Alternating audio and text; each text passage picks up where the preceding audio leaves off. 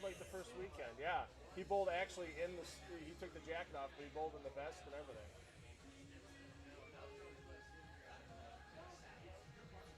I gotta get this slide. I gotta get this to. Let's do what's up on your end. 9's the first one. So. Okay.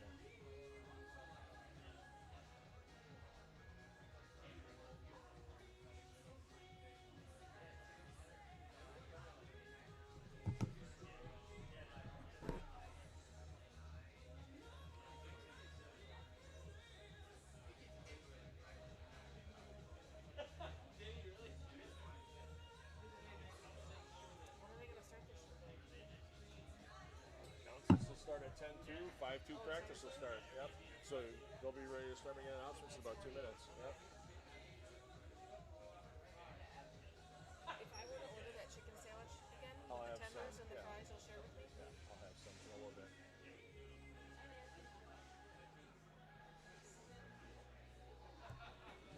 Or is there something else that you'd want? No, that's fine. I think they just chicken tenders or fries instead of they get the bread from the sandwich. I'm sure we'll stop somewhere on the way home tonight. Oh yeah. Just to get us through. And I have those fruity gummy things too, the Okay. Welch's fruit snacks or whatever, if you need a little sweet.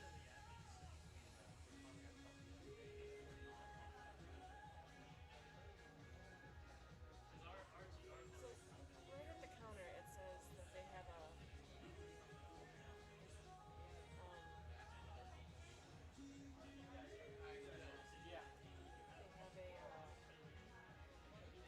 operations fee or whatever that's tacked on. Yeah. Do I tip over to both? No. I'm having It's 18%. Oh, okay. They do that I didn't because. tip the last time. I Right. kind of felt bad after. No. No, You're it's already 18%. getting within there. Yep. They automatically add it in. Because that tip is already going to the staff. Right. Correct.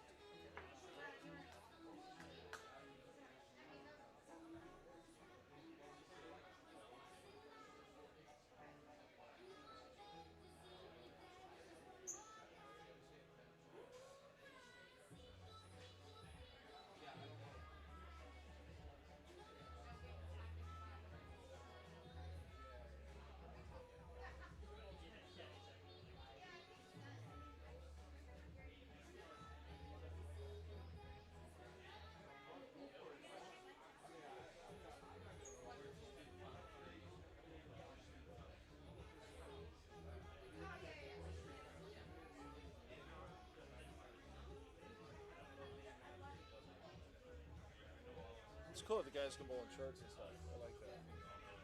I think dress shorts, I think pros should be allowed to bowl in dress shorts during the summer. During the winter months, no. But during the summer. Cut. Drop. Bing. Boom. Boom. Boom. Yep. Got it. Yep. Yeah, I know. They should be starting in a second. Right. My stuff's running, so I just got 2 more feeds. Yep. Thank you. I love you too. Thank you for the help. Yep.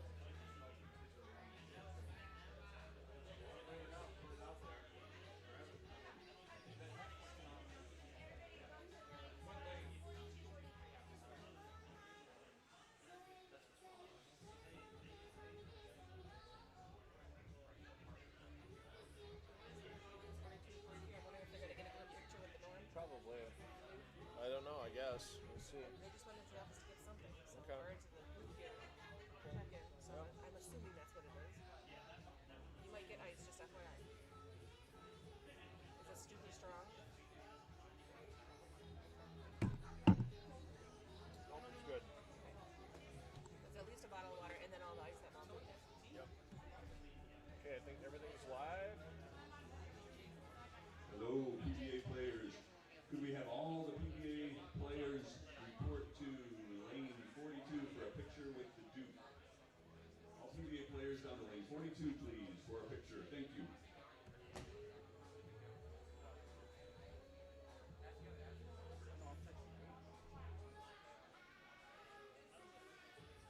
So you're not talking. Not unless MJ asks me a question or something.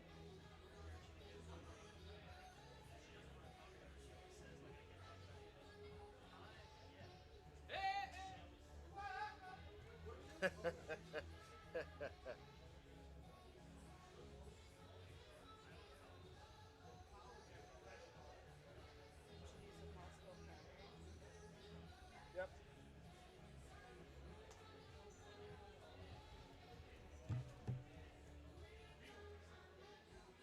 have my phone, but I don't know if I'll hear it.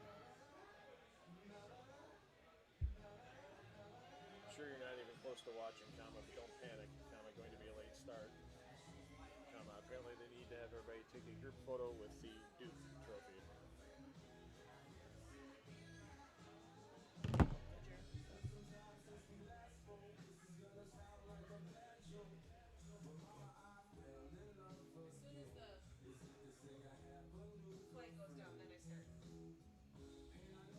As soon as the lights come back on after the Norm video. After the Norm video, yep.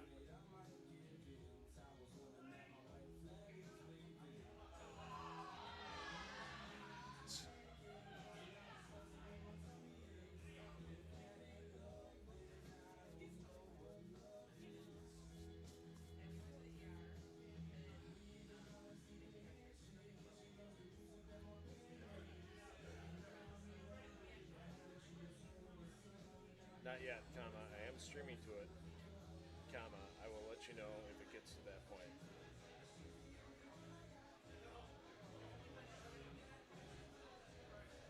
Behind the private wall, comma, it needs to come and play.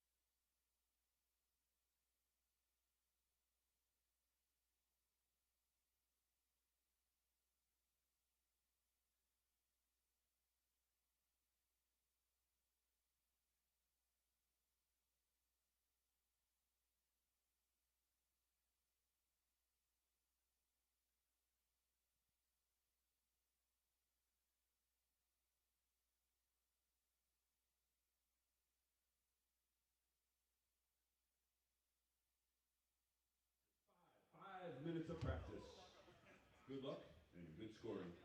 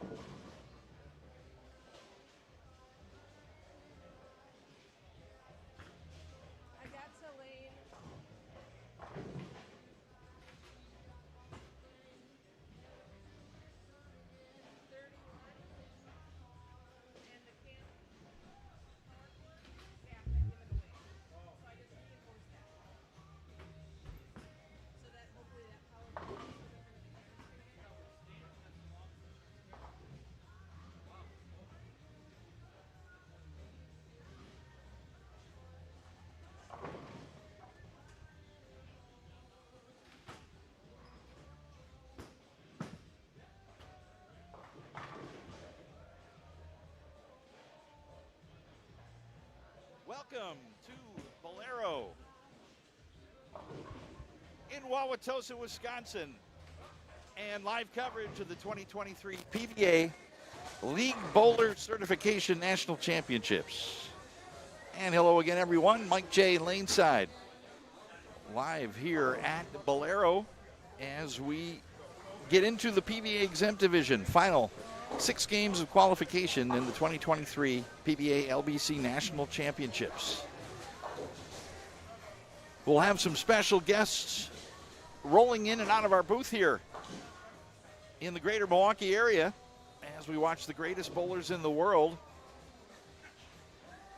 The top 33 are here representing the pro division, needing to qualify in last year's top 50 on the points list to be invited to this special qualification round at the tail end of the LBC. Out of the top 50, 33 players able to join us here this evening as we start on lanes 27 and 28. Former PBA Player of the Year, Andrew Anderson. Crossing with Christian Azcona. We're in game 1 of 6. Scratch qualifying competition. The LBC National Championships were held here beginning on June 3rd, weekends through yesterday. And today our special PBA exempt player qualification round, as these players will be competing 6 games for their singles score and also competing in optional doubles and team competition. In fact, 160 entries in this event are waiting to see what happens tonight with either their team member or doubles partner, as this open concept national championships wrapping up its qualification phase here tonight in greater Milwaukee. We're glad you're with us, and we hope you enjoy a fun evening of competition. We're bowling tonight on a 42-foot pattern, 28.7 milliliters of Kegel ice conditioner providing the barrier tonight. Here's Christian Azcona, strike and a spare working.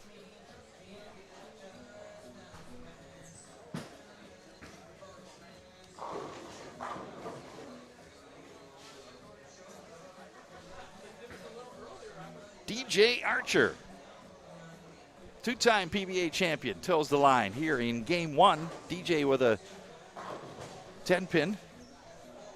As we move to competition now on lanes 31 and 32, that's Mitch Jakubowski. Give you a sense of what's going on here in our opening game, first of 6 tonight. The PBA players are competing under the same rules as everyone else that entered the League Bowler Certification National Championships. Shorts are allowed in the dress code, and if a beverage is to be imbibed, that would be within the rules this evening. In fact, I might even be coaxed into grabbing one out of the buckets I've seen slide by here. And also music playing in the background, as music has been played during every qualification round. This inaugural PBA LBC League Bowler certification. Won't attempt to throw all the rules at you at once as we enjoy this opening game of competition, but 1,000 entries for this first-time event, starting on June 3rd, wrapping up yesterday with this special pro qualification round tonight.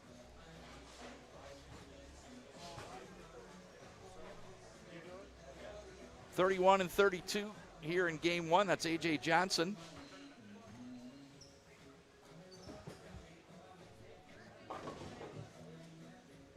A.J. Johnson, 8-time member of Team USA. And 3-time PBA Midwest Region Player of the Year with Jakubowski. As we mentioned, the top 50 from the 2022 points list eligible for competition, 33 of which made it this evening. Several of the international players unable to make the trip over on this occasion.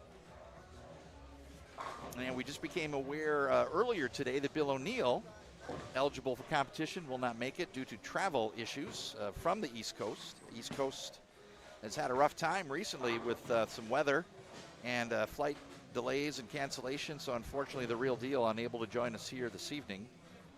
And 33 of the top 50 from the 2022 points list have their special qualification squad here this evening.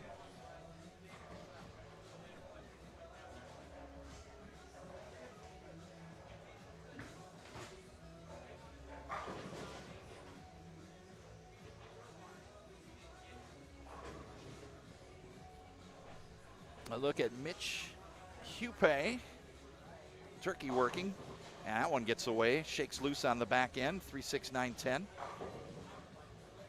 Also Francois Lavoie over on 33 and 34.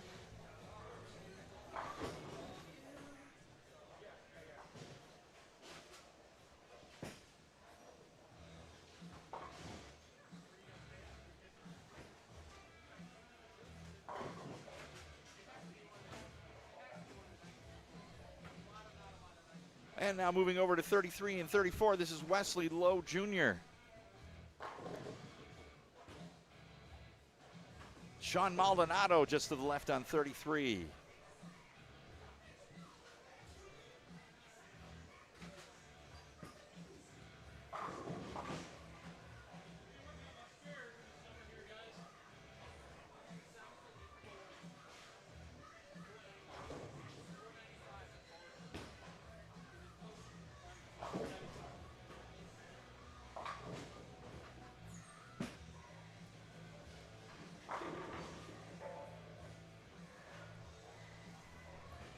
And the big Westy, the big nasty Wes Malott on 34 packs the pocket. He's got a spare and a four-bagger working here. Game 1 of 6.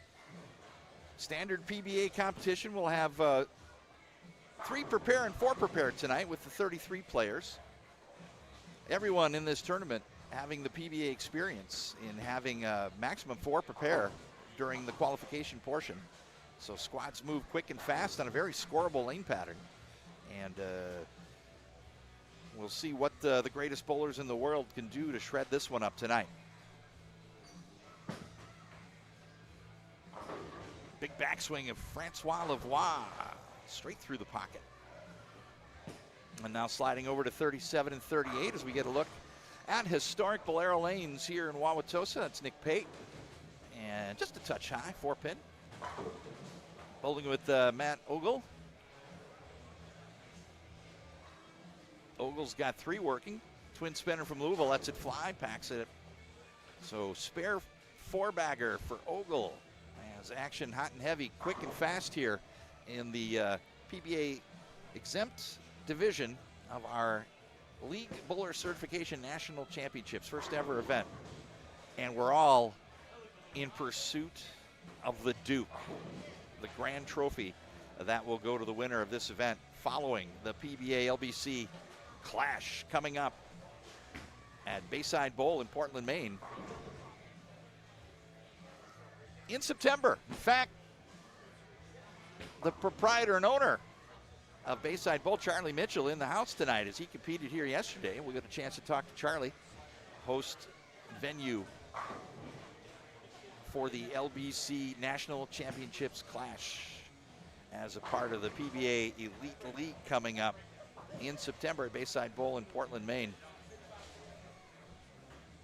Sit back and relax and pop one open and let folks know you're watching live coverage for free tonight on the PBA YouTube channel.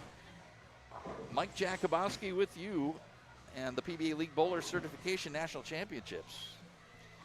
Joined now by one of the newest hires of the Professional Bowlers Association, one Neil Stremmel. Good evening, Neil. Hello, how are you doing? Fantastic. It's good to see you. It's good to be alive. And it's good to have Bowling for Score here tonight outside of Greater Milwaukee. Yes, you know, it's been great here at Bolero Wauwatosa for 7 weeks now. And this is the final round, as you've probably already talked about. And, you know, I'm looking forward to finishing this up and getting everybody's scores finalized, getting everything ready to go to Bayside Bowl in September. We'll tape it in September. It'll air October 1st on FS1. So we're looking forward to that. And Neil, there's so much going on. It's going to take us 6 games to get through all of the permutations of this event.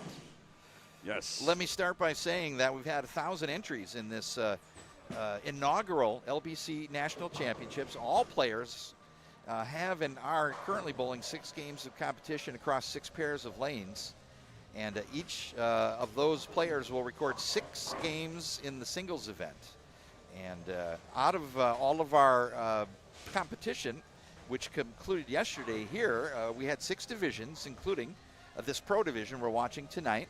There was an open classic division, a women's classic division, a senior classic division, and in addition to that, there were men's and women's handicaps. So this was truly a tournament for everyone. Yeah, it definitely was. You know, and each division will send somebody to the finals, and $60,000 will be up for grab at Bayside Bowl live on TV. You know, so how many handicap tournaments are out there where if you know, you enter a handicap tournament with, you know, a 120 average, you end up finding yourself on TV bowling for $60,000. And not only that, but at one of the more exciting venues in bowling today, Bayside Bowl in Portland, Maine, when you enter those 2 lanes of competition in that facility with those fans, you will find yourself fired up to compete. Yes, I'm looking forward to it. I'll be there this year, and I'm looking forward to my first experience at Bayside Bowl. I met Charlie this week. He's here, and I met him for the first time and told him I'm looking forward to go in there, and we're already getting some plans together to make a few stops before and after bowling. Yes. Or after bowling. The Portland community, and not unlike Milwaukee, has a very, very formidable craft brew population. Yes, well put. Not unlike Milwaukee. It's one of my favorites. So yeah, we got Kyle Troop here on the main pair in front of us, throwing in the 9th frame. He's got the front 8, and there's a little high flush, carries that one. He's got the front 9. So already we have our first 300 watch. Talked to Kyle before we got started about what he might be starting out with. He was looking for a ball that had some quicker response, and he felt that he was going to probably open up the round with an ASIM. Being someone that understands that sort of language, what did I just speak? Well, ASIM is talking about the core of the ball, so there's symmetrical balls and asymmetrical balls. And the asymmetrical ball has a mass bias. It's basically the core in the ball will have a mass bias and a mass bias marking.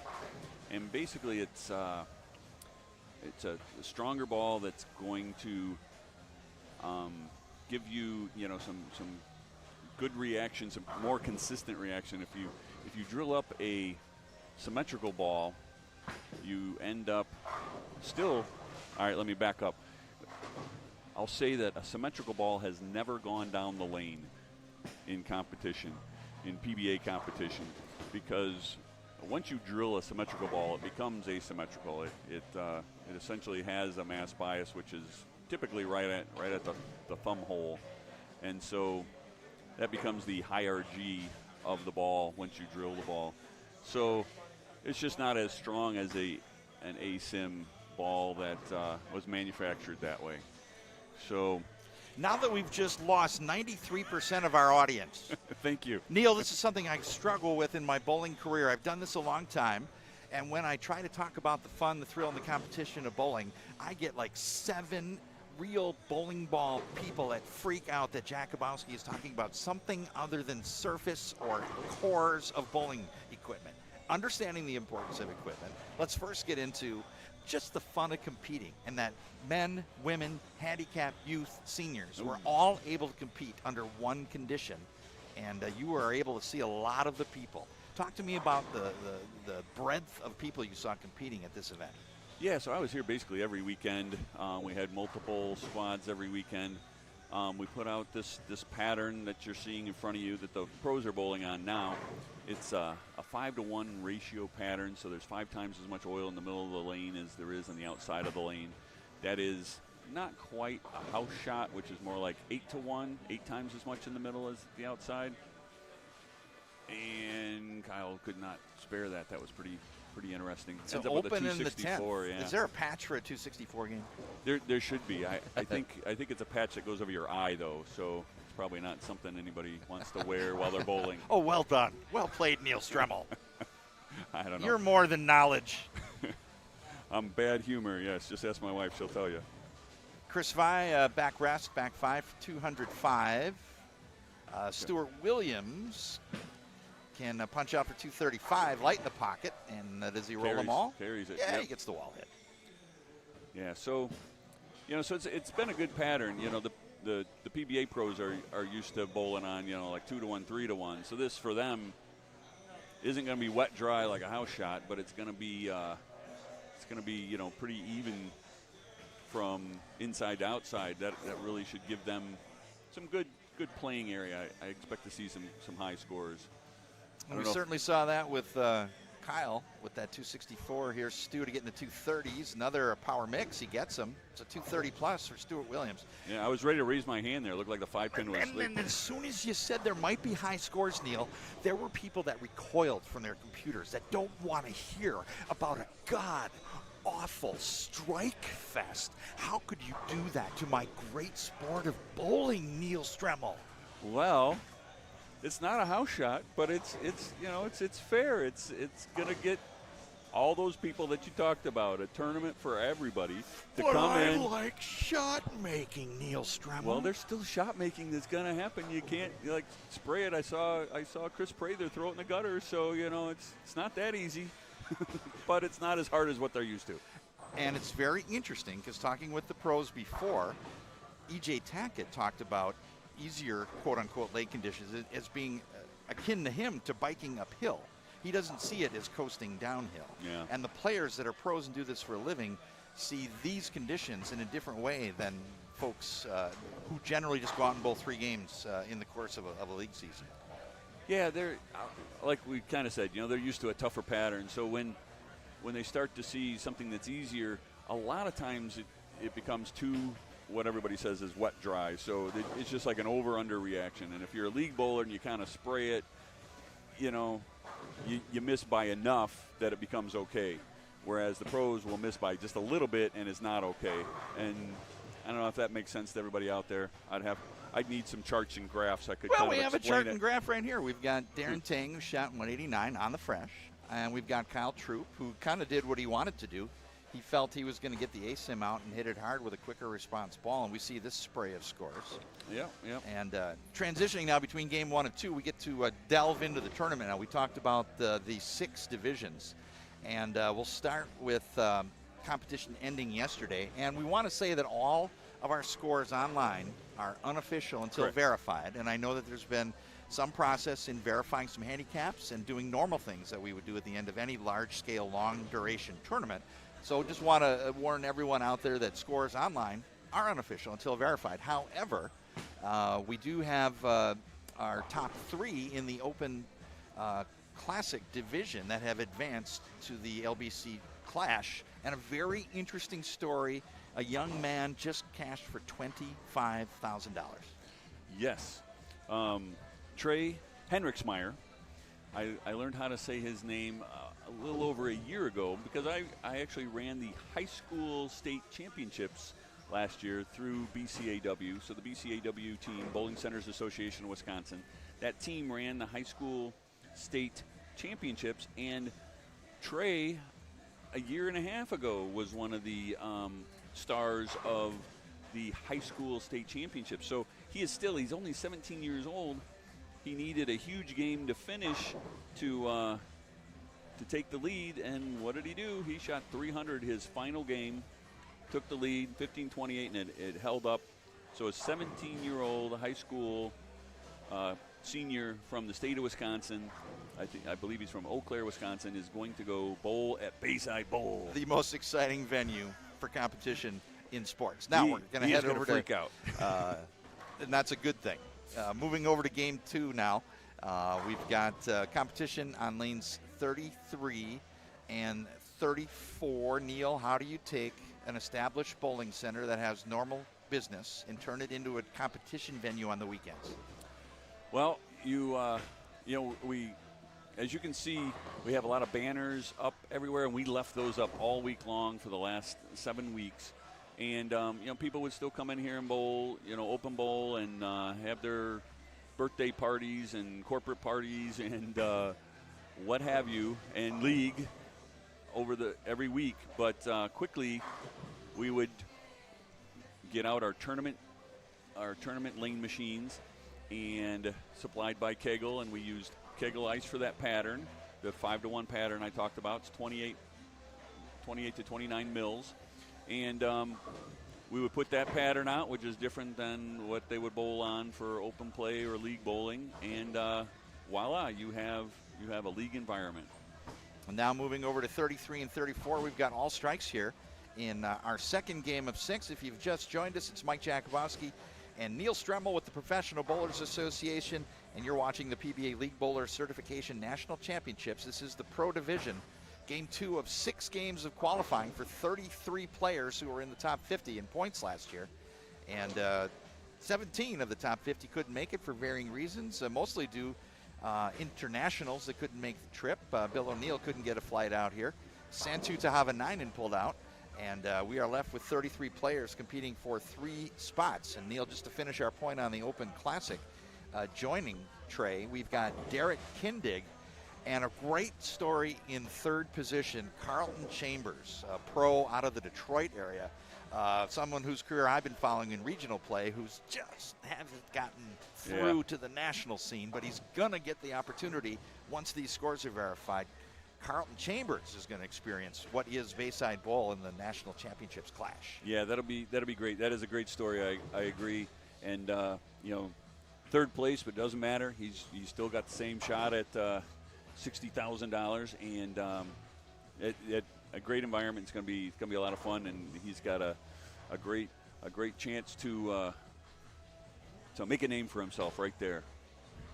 Game number 2 of our 6-game block. Anthony Lavery Spar. He's got the front 2. And that one skates wide and goes not deep. necessarily so easy. that is not a bunch of gray boards on the outside that are just going to roar a miss and send it to the pocket. Yeah, we those are dry gray boards, but still kind of hard to hook out of there. Now A.J. Johnson opening double. Bowling in his favorite shorts. And has the front 3. So he's looking good. Yeah, he's fairly deep and not too far off from the line that Kyle Troop had. So that's a pretty smart line for these guys right off the bat. Talking lane transition out there for the seam heads. Obviously a little different scenario for the pros tonight in transition as compared to even a good amateur player. Yeah, they bowled one game. There's not a whole lot of transition it's going to happen right away, but yeah, slowly and surely they're going to keep wanting to deal with that and make some changes. Right now there's plenty of hook out there. These guys have a lot of power, a lot of rev rate, a lot of speed. A lot of hand there out of Mitch Hupe, sending it to 15 and then way out to looked like 4 or 5 at the break point. Yeah, and it came back hard and fast and carried. So congratulations to Mitch Hupe, earning his first PBA national title this year with Packy Hanrahan at the Roth Holman doubles in Middletown, Delaware. His first PBA title. He was thrilled about it. If you see his picture with his trophy, he was very thrilled. And that's a joke because they looked exactly the same before and after, not holding the trophy and holding the trophy. They're like deadpan, like eh. But it's classic. Yeah, I'm sure he's very excited about that, happy about that. We are for him as well. Oh, 10-pin for Lavery Spar. Also, also kind of showcasing the greatness of the PBA regional program when folks can come out of these regions and get themselves seated in the top 50 among the national players and open opportunities, whether it's competing in this event or the PBA playoffs or some of the other events. How the PBA has adapted over the last several years and even post-pandemic into developing the World Series of Bowling, which has been around a little bit longer, but now getting into the consumer market and really starting to speak to fans. If I'd have been a kid and been able to compete in the PBA style and learned how to do the cross with somebody on the left goes, somebody on the right goes, you go. It's really, it's a quicker way to go. It is. It seems to cross everybody up when they're first trying to learn it, but it actually is very simple and very efficient in the long run. So, yeah, it would be nice to have a lot more tournaments utilize that and have everybody learn that, but it is kind of painful to learn sometimes. So in addition to our Open Classic division, we also had a Women's Classic division and some really exciting competition wrapping up here yesterday. Yes. So I was here when Verity shot her 15.22, and that just seemed like a huge number. Danielle had put up a solid number, and then when Verity came up, well over 1,500, it was like, wow, that was big. And but leave it to Liz Johnson. She used a total of 2 balls for 6 games, phase 2 and a spare ball, and just crushed the pocket all day long. That sounds like Liz. Yeah, it does sound like Liz. AJ Johnson, front 4 here in game 2. Let's see where he's drifting. He's third arrow. Yeah. Similar break point to Hupe, and front 5 for AJ Johnson. Yeah, very smooth. That looked really good, as you would expect. Spare for Lavery Spar. It seemed like Anthony was having some foot issues. I don't know if it was on both pairs, but not quite sure what's going on with that. Here, 1 second. Man on the spot, also working tonight. Neil Stremmel going to go run down there and check out the approach situation. We are so glad you're with us watching live here on the PBA YouTube channel. Big thanks to $2 Phil Brilo for production assistance this entire LBC. We also have cameras on all of our pairs across the house. You could watch any of our pairs in competition. Just click around on the PBA YouTube channel and find the pair that you would like to watch, and you'll be able to watch whoever is competing at this moment. Another shot of AJ Johnson as he rips a rack. Different angle of his arm swing and approach. Front 6 for Johnson.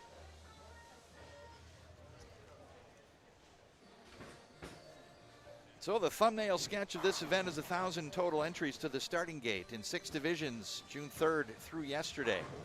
Everyone bowled 6 games of competition, and that is their single scores.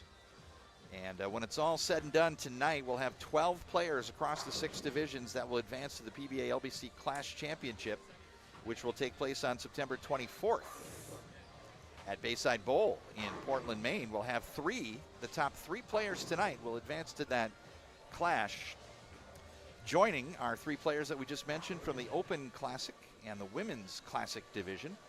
And then rounding out that 12 in pursuit of the Duke will be one from our men's handicap division, one from our women's handicap division, and our senior classic division winner, Lenny Boris Jr., Hall of Famer, renowned in these parts. Lenny Boris will compete for the Duke at Bayside Bowl. There's AJ Johnson, wants it to lay off, and it does. AJ gets away with one in his mind there, front 7. Neil Stremmel joining us, and one of the interesting things about calling bowling play-by-play is you don't only watch the ball through the pins, you watch the player reaction, because they will tell you what just happened in pantomime. All right. AJ Johnson did the, I need to learn that. Lay off. I need to learn that. I watch the ball, through the pins into the pin deck, and what does the ball hit? As a broadcaster, you've got to see it all. I got to learn. You see it with the naked eye, you see it with the monitor, you see 4 things at once, Neil Stremmel. I will teach you the ways. All right. And then you'll get destroyed on social media because you've got one thing wrong in 2 hours. And the other beautiful part, the other beautiful part of this broadcast is we do not have 14 people on microphones. We have 2 people covering the action. That's it. You and me. And Dr. Joyce Brothers will be along later. Perfect. I'm used to, just getting destroyed on social media based on, anything I've done. So, it's all good. Join the club, Neil Stremmel. Gotta have thick skin if you're gonna stick around very long. And the secret handshake. Yes, fake right, go left. That's what I always say. Hupe knocks them all down. As we keep an eye on AJ Johnson, we had 13 perfectos during the run of this yeah. event. We were wondering, could we see 13 perfectos tonight? Yeah, I don't think we are, but 2 or 3 wouldn't be out of the question. That'd be my over/under would be 2.5. All right, A.J. Johnson attempting the first one that we are aware of. And little nosy. He might have previewed it the shot before when he asked it to lay off, and then that one didn't lay off. Yeah. Such as bowling. So I don't know if there's any other ones going on out there, but not this deep into the game. So we've talked about the Open Classic, 3 players, the Women's Classic, 3 players, the Senior Classic. We're going to get Lenny Borish at Bayside Bowl. How do you describe the persona of Lenny Borish Jr., especially from these parts? Yeah, he's well known in these parts. He is the quintessential pro who needed to go on the senior tour for everybody to realize what a great guy he is, and and how dominant he can be. Because on the senior tour for the last few years, he's dominated, and that's how he got in the Hall of Fame. He just went in the Hall of Fame last year, and it was based on his PBA 50 results. And that's just as a bowler. Now throw in the human being aspects. Coach, father, pro shop operator, sharing his knowledge across the board. I know that the PBA Commissioner Tom Clark, who we'll chat with a little bit later, and his son Rory Clark, find bowlers in their own right. Literally don't go out of the house unless Lenny's around to drill the stuff. They can't do it. Yep. They always go over there. Tom was the one that was able to announce that Lenny had made it into the Hall of Fame, which was pretty cool all around. Funny thing is, if you look at that list of the top senior bowlers, it's quite a great list. It really goes to show that like on the women's scratch side, the senior scratch side, it's obvious to me that the tournament was well run. It was done properly. When you end up with a lot of good bowlers at the top, you realize that like the right people are doing well, and you know what you're doing because they know what they're doing, kind of a thing. So But that can't be. There's a magic ball. You're telling me that someone with talent and others like them rise to leaderboards. That it is not a magic potion that you're putting into this lane oil that's making the right people win. Yeah, you're telling me it takes time, it takes practice, and it takes consistency and talent to win. Yes. I don't know if I can take those characterizations. We did flip a coin in the back too, just to kind of decide, like who was going to do well. I love destroying bowling tropes. That's why I was put on this planet. No, yeah, you know who's going to do well when they're good, and Lenny is good. And then you look at Chris Barnes, Jason Couch, Bill Montz, Walter Ray, Jeff Johnson. Yeah, Bill Montz knows which fingers to put in the bowling ball. Janowitz is tearing up the senior tour. Muy en fuego. Yeah, he's on fire. He's just a great guy. All right, so you're telling me bowlers with talent rising to the top. All right, okay. I might have to swallow that pill. That's what I'm trying. It's what we're trying to do with this event. Like, let's do a good job. Let's show that it can be done. And then inviting all handicap players to take a shot at tournament bowling. Probably one of the bigger fears of anyone that just perhaps bowls 3 games a week in league is, I'm not ready for tournaments. And this is a neat stepping stone to prove that thought wrong. Yeah, there's the ability of handicap bowlers of any level to be able to, come here, have some fun, maybe just bowl above your average while you're having some fun, and, you're going to have a chance to bowl on TV for $60,000. Where else does this happen? This doesn't. It's happened, but it doesn't happen very often. And hey, clips a 3-4. Nice cover there. Yep. As Hupe can shoot 235 now. A.J. Johnson finishing up, and he can get a second strike in the 10th to shoot in the 260s. Yep. So what we're trying to say is the PBA is now venturing into tournament operations where anyone can compete. Anyone can get to go bowl at one of the greatest venues there is, Bayside Bowl, and appear on FS1 for a chance at big money and a chance to throw a ball with tens of thousands of dollars on it. That is true, and it's really about the Bolero league base. We've got 200,000 league bowlers in the PBA LBC program, so all the league bowlers out there that bowl at a Bolero center, they are part of this PBA LBC National Championships, and we've been, getting them from all over the country. Most of the people that came here actually came from out of state, even out of Illinois. So you'd think Illinois and Wisconsin would dominate with the amount of players here, and well, they really didn't. Obviously, there were still plenty of good local bowlers that showed up, as we talk about Trey and Lenny, but there were a lot of bowlers from out of state, and it was great to see and great to meet a lot of these people. So speaking of dough, because of the amount of entries in the Open Classic division, $25,000 went on top there. All other divisions paying $5,000 right now, with a chance to earn more when it comes to Portland on September 23rd. Correct. Which will air October 1st on FS1. And the Duke. And the Duke. Describe the Duke the first time you saw it. So, I love that it's on wood that is like, looks like a wood lane. It's Norm in his famous pose, striking his fist at the pins after a nice strike, and it's bronze. It's solid. It's heavy.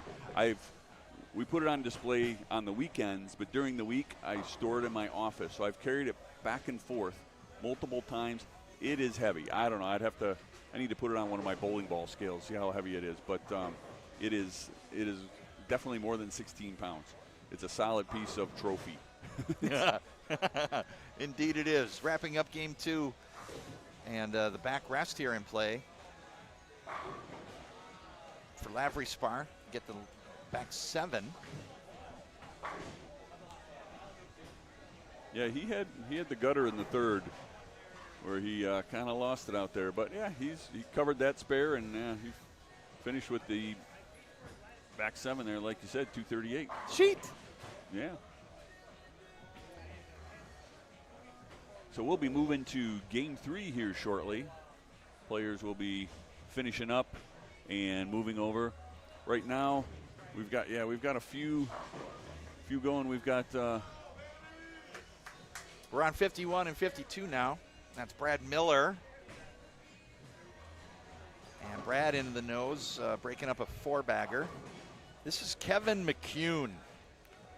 Yes, he had a good event here during the World Series of Bowling, and he, as many of you out there know, fires the ball at about 4.2 times the speed of light.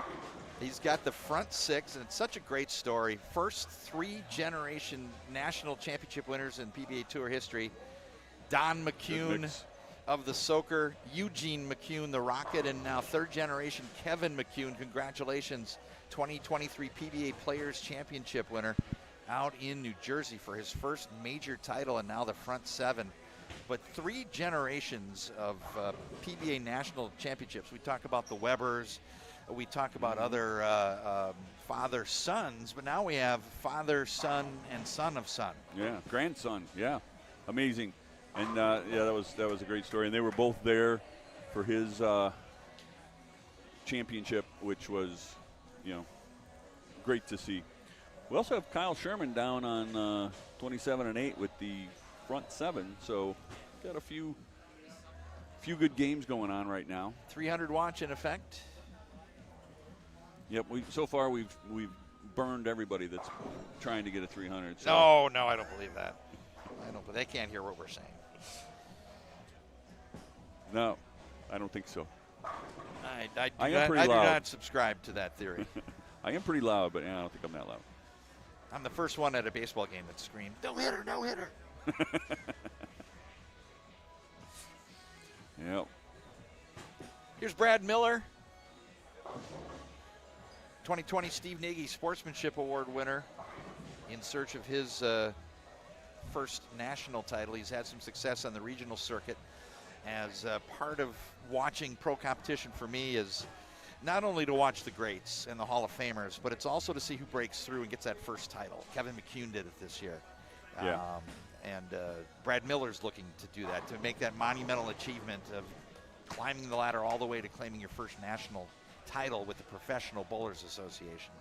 And to watch that process and to watch what physically you have to do, what mentally you have to do, what you have to learn, the trials that you go through, the successes, the failures, is just a part of what makes this sport so much fun to watch. Yeah, it's really part of a learning process, and you have to learn how to win, and you almost have to fail before you can possibly succeed. It's very rare for except in like a John Janowitz situation that you just step in and have instant success. Well, I wouldn't call it instant success, I'll pick that bone.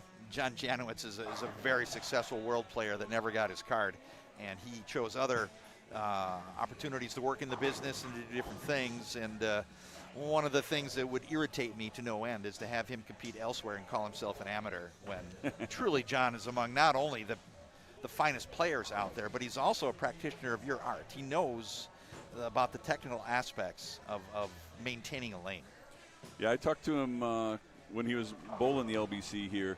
I talked to him about when he's looking at a pattern sheet, like what's most important to him, what's he look at. And so we had a good discussion about the length, the volume, but then what's next, what's the next most important thing to him. How does he figure out what he's going to do on a pattern when he hasn't bowled at a certain center before, and all that's the only information he has. So because it's disappointing in this sport of bowling that you could have 9-game Hall of Famers as good as Janowitz that chose not to get a card for various reasons, that then can qualify in the Open Championships and bowl as an amateur and be afforded rights that PBA pros, because of the fact that they subscribe to this organization, do not have the same benefits. And that's always been a very, very sticky wicket in our grand sport.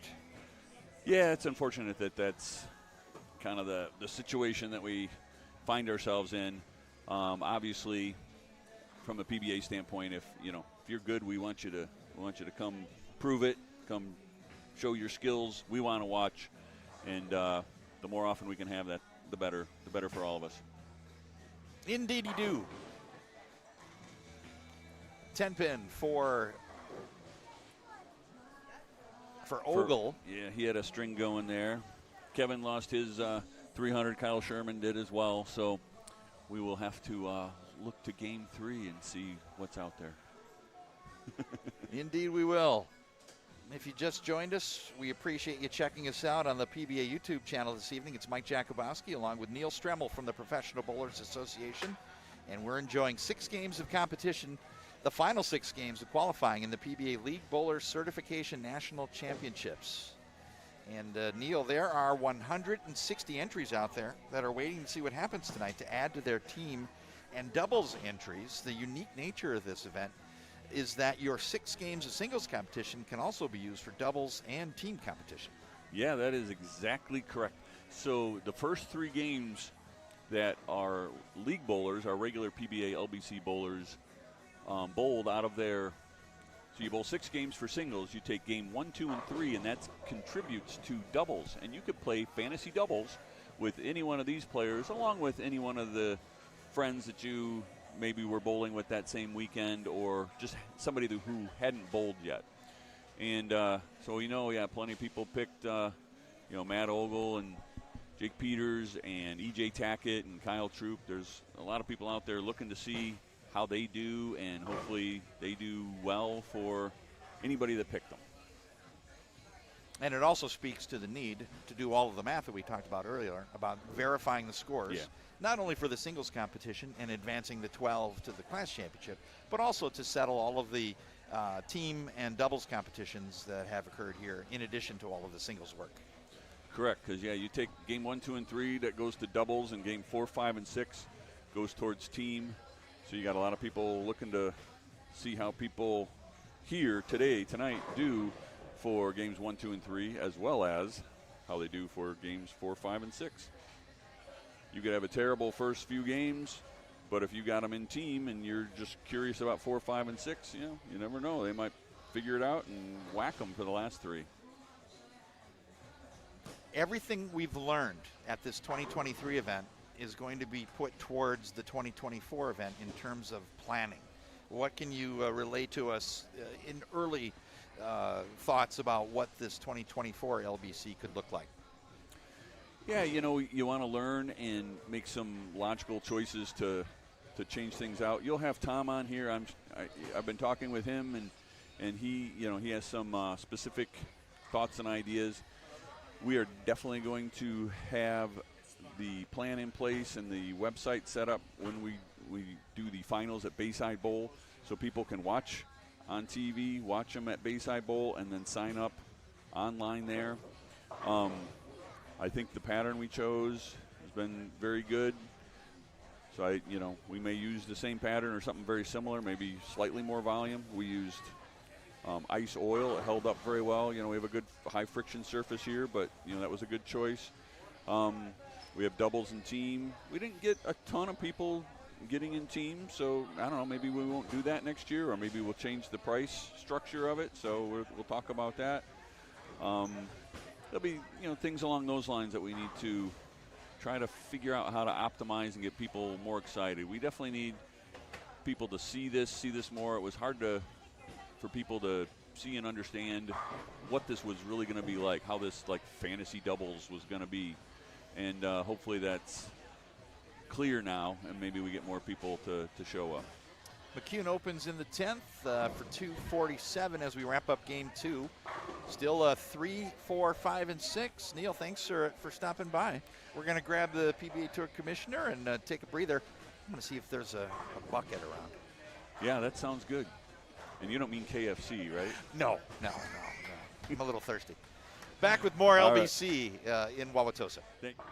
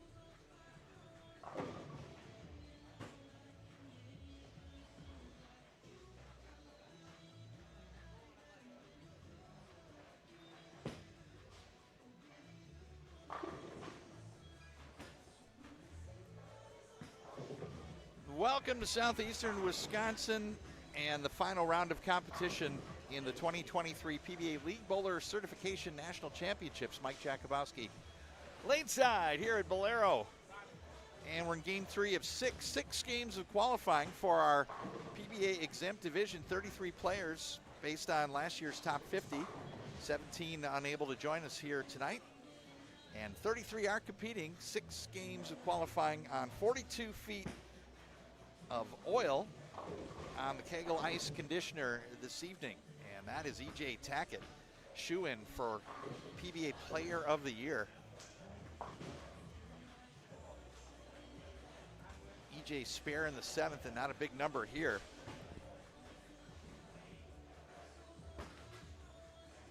And a scoreable lane condition has been set out and a part of this event.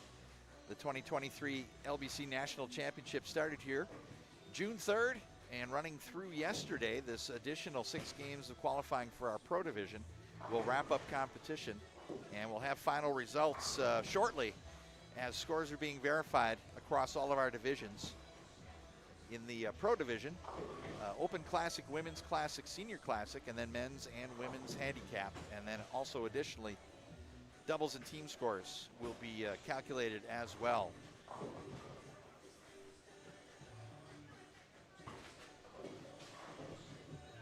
Michael Tang crossing with E.J. Tackett and the Englishman Richie Teese. Talked to E.J. briefly before the round began here tonight, and just to get a sense, you know, the bowling trope is, oh no, they're walled up, it's easy, strike fast.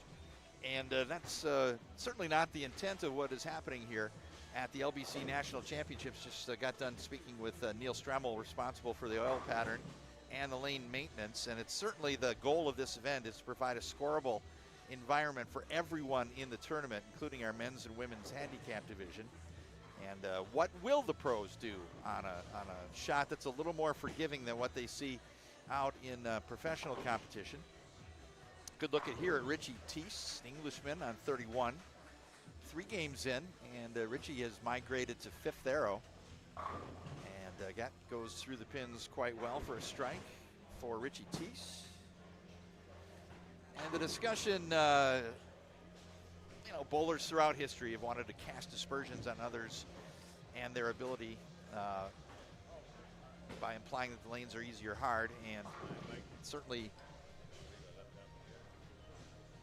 a part of the conversation. Although here at the LBC National Championship, the idea is to provide a scoring environment that provides opportunities, success for multiple angles of play and multiple styles. Mike Jakubowski joined now by the proprietor of Bayside Bowl, and whom many credit with the reinvigorating team competition, Charlie Mitchell. Welcome to Milwaukee. Thank you. I finally made it out here. I feel like it's sort of part of my evolution as I've grown into becoming a bowler. I got to make the trip to the Mecca. It's a great story of Mohammed coming to the mountain. Milwaukee, a great bastion of competitive and amateur bowling over the years, and we found each other, Milwaukee and Portland. And before we get into some of the nuts and bolts of what's going on at your facility out in Maine, you competed in this event. What did you see out here? Well, it's definitely not a Bayside Bowl shot. You know, for people who don't know, when I started Bayside Bowl, it was just basically to be a clubhouse for a league I had built where we were still throwing house balls 2 years in and then slowly evolving. And that was 15, 14 years ago. And so once we opened it, I figured we'd always just run on the hard shots because we were going to try to learn how to be bowlers. And now it's just part of our thing. We always have sport shot down, so we're slowly getting a little bit better. That's the one thing that drives me crazy working with competitive bowling in these years, is a sport shot is not going to affect most of the people that are throwing house balls. Yeah, I mean, we're still slammed on a Friday and Saturday night, and nobody knows that I have down, a 50-foot pattern or a 26-foot or whatever, random pattern we're playing that day. But the league people certainly do. And it also becomes a fun thing. I mean, when I announce or tease the new pattern for the new season, and people all come out and they're waiting for the announcement to figure out how they're going to play it. It just makes it fun. We change it up all the time.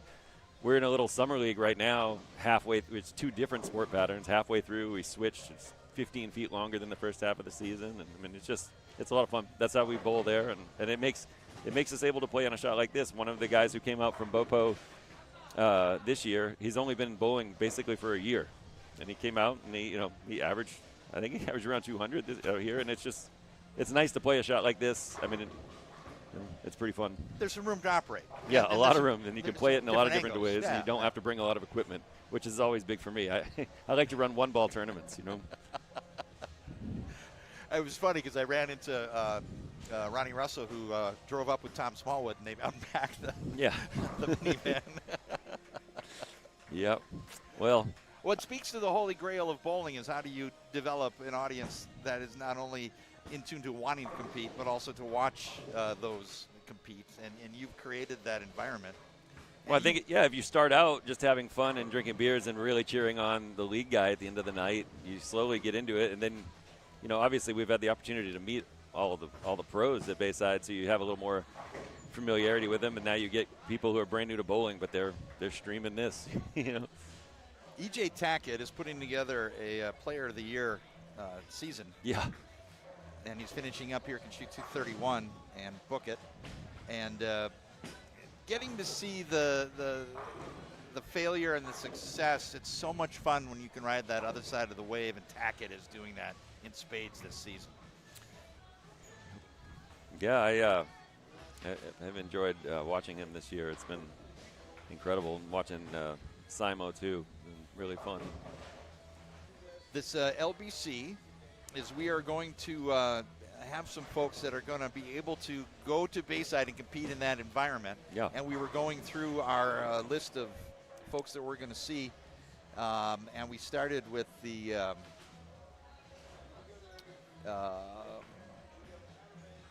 Open Classic division, as we take 3 from that. And one of the gentlemen that I will direct your attention to is a man by the name of Carlton Chambers. They call him Sibo. He's from the Detroit area, and he's going to get a sense of what's going on. And I know Bopo is going to take the Carlton. He's got the personality, he's got the game, and he's going to melt right in with that group. Well, yeah, and I mean, if Mike J vouches for him, I think he's going to be great. But I think it, obviously, look, if you're in the top 3 of any of these, you're good enough to win. So when you get to Bayside, the difference really is how you interact and how you feel about that crowd. It makes all the difference in the world. They're all good enough to win. So that's usually the difference maker, the comfort level and embracing it. Some people really thrive on it. Well, it's super that this event is going to conclude at your place. Oh, it's great. Because of the way that you've combined beginning players, experienced players, novice players, and for Open Classic, Women's Classic, men's and women's handicap, and a senior player to become involved with 3 of these pros and get into a clash. I mean, it speaks right to the heart of what you've created at Bayside, which is this community of people that enjoy bowling across the spectrum. Well, yeah, and I think the crowds will really embrace people they've never heard of and seen too. I think that's kind of part of it, because they feel like it's more like almost just watching one of your league mates get up there. These are excellent bowlers, but the fact that we haven't seen them before just makes it feel a little more like us. Oh, hey. Yeah. Well, front 9 going on here. I did, and then I just kind of piped this one and somehow got down there. This is recorded. Hungus, of course, is the name of Charlie Mitchell, the nom de plume, if you will. Yeah, this was. Well, it worked. And then this next one, I just stopped my follow through right at my leg, and therefore the ball never broke. But what was the line you were attempting to play? I was going from about. I was basically just, it was breaking at like 4 for me on my good shots. That's why that last one was inside by, 6 boards. This one I put it kind of where I wanted it. I just didn't follow through at all, and so nothing happened. That's all. Well, what's that heart doing with the front 10 going? I was expecting to be tighter. I think because I had gotten away with that one on the 9th, I wasn't as tight, and that was just, it's just a poor execution, The magic of Phil Brylow. Thanks, Phil. Reliving the front 10 with Charlie Mitchell. Back to live action now. This is Tom Smallwood on the front 6. He's down on our end. He didn't like it. Flat 10. Yeah. I think, not to be too self-referential about Bayside, but it is kind of funny to see that they're doing a tournament like this where they're able to relax and play some music and everything. It definitely feels like a continuation of something that started at Bayside. Nice to see. I would say that there is an influence, and you should take credit for that. And I know that from the very first time Tom Clark walked into your building and the response that he got, I know that he thinks of how to engage everyone in any number of ways, from watching on television to watching online to wanting to compete to wanting to get started in the game. And your influence is there. And to be able to watch perhaps an event like this, be able to grow and to take on some of those characteristics. I know for a lot of folks it's just anathema to play music during competition, but it's a way to engage, and it's a way to lighten the mood, and it's a way to make it more spectator friendly too, so you're not just kind of in a mausoleum with dead silence happening, and it allows for different kinds of interactions and a different way for the game to grow. And one of the things, they're going to introduce a lot of these new people who've never played at Bayside to Bayside, and then, I run a monthly scratch tournament at Bayside, or 1,000.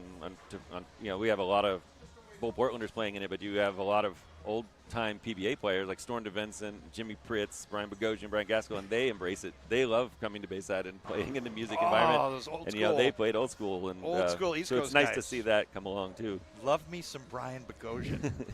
He made the very first Masters final here at Miller Park in 2004. Brian Bogosian, along with Patrick Allen, another great East Coaster, back in the bowling history books.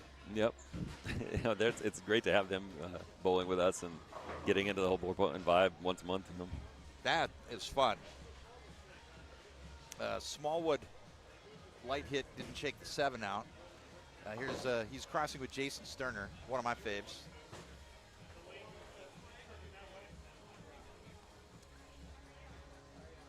Smallwood, of course, came to national prominence with the very first World Series of bowling, and it spawned a network sitcom. Yeah, that's quite a story, and is he the only one that can claim that? I believe by a long shot, yes. I wouldn't mind seeing a sitcom about some of these other guys. Maybe a Ronnie Russell sitcom could be pretty good. Well, as you talk about Ted Lasso and others, I've worked with others that have had various creative experiments, but the Bayside model as a sitcom, given that all of your players come from all these diverse backgrounds, have all these diverse careers, do this gathering, it could be a 21st century Cheers, where the focus is the bowling center, and you get into the drama and the personal relationships and other type things. So always thinking about what the next Ted Lasso is going to be, and it should involve bowling. Well, I think we're all better off for it, but in our, I think, third year of being open, we had a couple of discussions. It went more than one discussion with this production group who wanted to film a reality show there. And, we definitely are better off for that not having happened. with the right treatment, you never know. Matt Russo's on this pair. He's got a shot at shooting 279. Jason Sterner up. And Jason is up in the 9th frame working on a spare. Back over to Smallwood, who's got a potential big number rolling here. Again, to reiterate with Tom, it was the first World Series of bowling. He won that first World Championship against the reigning Player of the Year, Wes Smollett, and kind of was his breakout star. This amazing story, laid off auto parts worker, becomes a world bowling champion. And I remember all of the World News Tonight and some of the national media that Tom garnered just because of the natural interest of that story. And for my money, you grab any one of these guys at random, and you're going to have a story worth telling and a story worth hearing.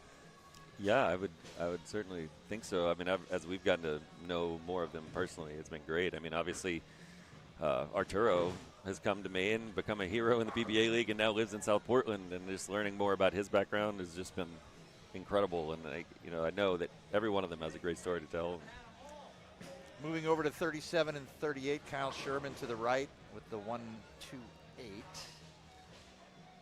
And we got Arturo Quintero. Talk about great stories. How does someone from Mexico who is a native wind up moving to Portland, Maine.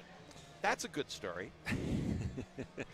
Well, he was living in Dallas when they came up last year to play in the tournament, and I mean, Bayside embraces everybody, and we embrace strikes. But I mean, there have been fewer players more embraced at a PBA league than Arturo, and I mean, he was dominant in the league, and his just energy and his whole family's energy there just connected so much with the crowd.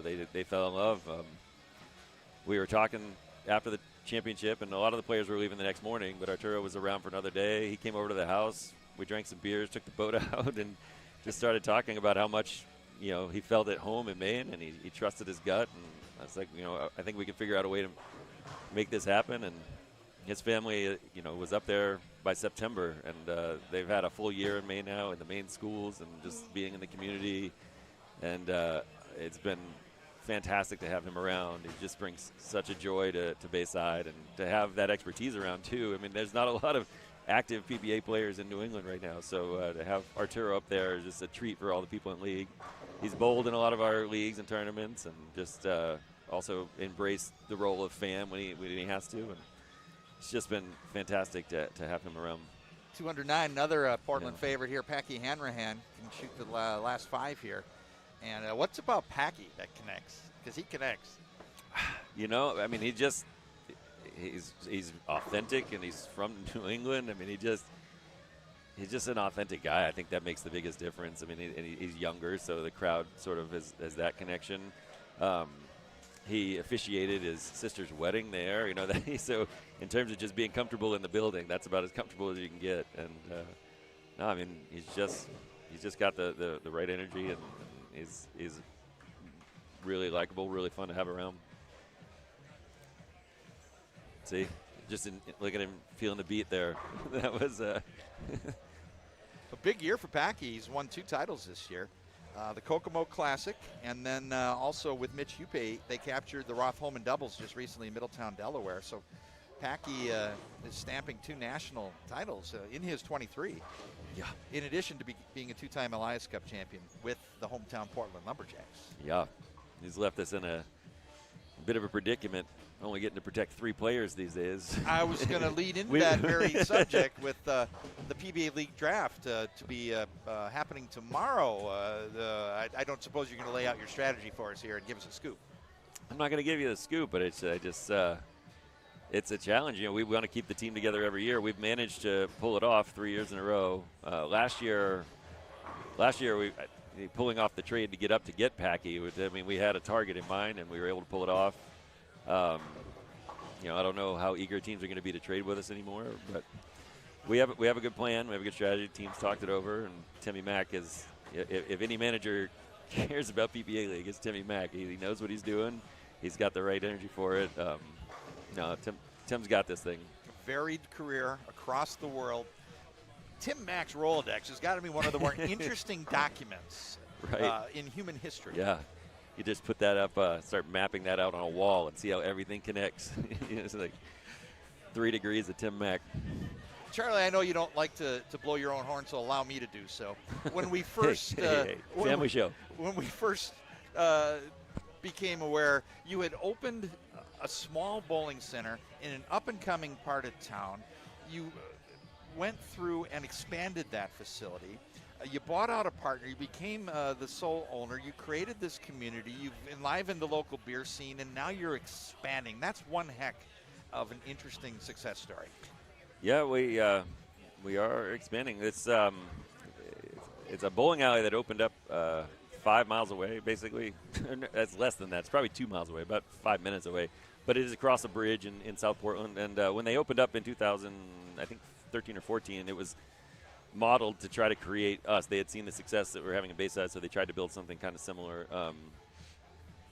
That owner ran it for a few years, and then it changed hands to another, like a brewery owner who took it over, but they didn't really maintain the lanes, and they tried to run it more as a restaurant. But there's just 10 beautiful lanes sitting over there waiting for a good owner to come in and take them over and make them bowling lanes full of life with bowlers, and so when I found out it was going on the market, I definitely wasn't interested at first, but eventually I got a price that worked really well, and I'm really excited about it. I mean, most of my management team at Bayside Bowl has been with me for 13 years or 10 years, and they're all ready to do more. And, I mean, having a location that's only a 5-minute drive away, and it's only 10 lanes, I mean, it's a lot of the same faces you see at Bayside you're going to see at Broadway Bowl, which is just across the river.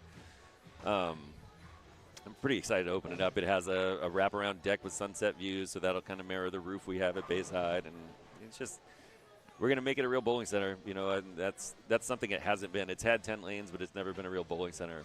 And I think I said that was being interviewed recently, one of the food blogs in Portland. And I said, well, first and foremost, we're a bowling alley. We know who we are. We have great food, and we'll do these other things, but we are a bowling alley, and that's never existed over here before. And I mean, we already have entire leagues that are trying to book nights at the new place, and we haven't even I don't even own the building yet. So that's a good issue. I have no doubt that the bowling will continue over there. Eventually, I'll get some of these guys over there for some events. I'm extremely excited to expand and give my management team and staff who've been with me for so long a chance to grow and do more. It's Mike Jakubowski, laneside, with the proprietor at Bayside Bowl and competitor here in the LBC, Charlie Mitchell, as we move over to lanes 27-28. That's Chris Prather. 3-time champion at the PBA League. Took him with the #1 pick and haven't lost since. Incredibly solid performer. When you think bowling, for me, it's Jake Peters. He just oozes what's the best of bowling. He's a good dude, and he takes what he does seriously, and he has a really solid physical game, and it isn't terribly fancy. Well, first time I saw Jake was the somewhat controversial appearance of Bull Portlanders at the Masters, and at the time, those were all new faces to us. None of us knew Meat Shoulder or Chris Sloan or any. There you go. But getting to watch him there was great. And then he had the toughest draw where he was flown in as an injury replacement essentially to PBA League, and he had a rough go of it because I mean that was a tough transition. So I was glad to see him come back and get some opportunities to really bowl there and have fun and do really well. Crossing with Sean Rash, future Hall of Famer in the Professional Bowlers Association.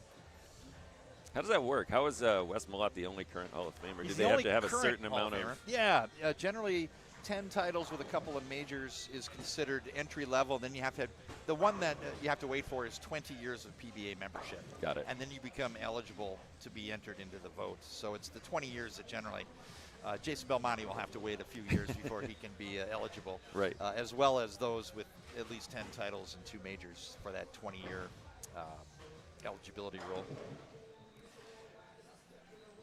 Someone is going to hoist the Duke at Bayside coming up. We're going to shoot it on the 23rd of September and air it on FS1 October 1st. And I'm always look forward to seeing you and the gang out at Portland. But this one, on top of the PBA League Elite Series, is going to have some extra special meaning with this LBC clash, because it really, to me, is sort of an alchemy of the spirit that you've brought to the game with everything that the PBA is trying to do, coming together in one neat little package that's going to have a hell of a crescendo.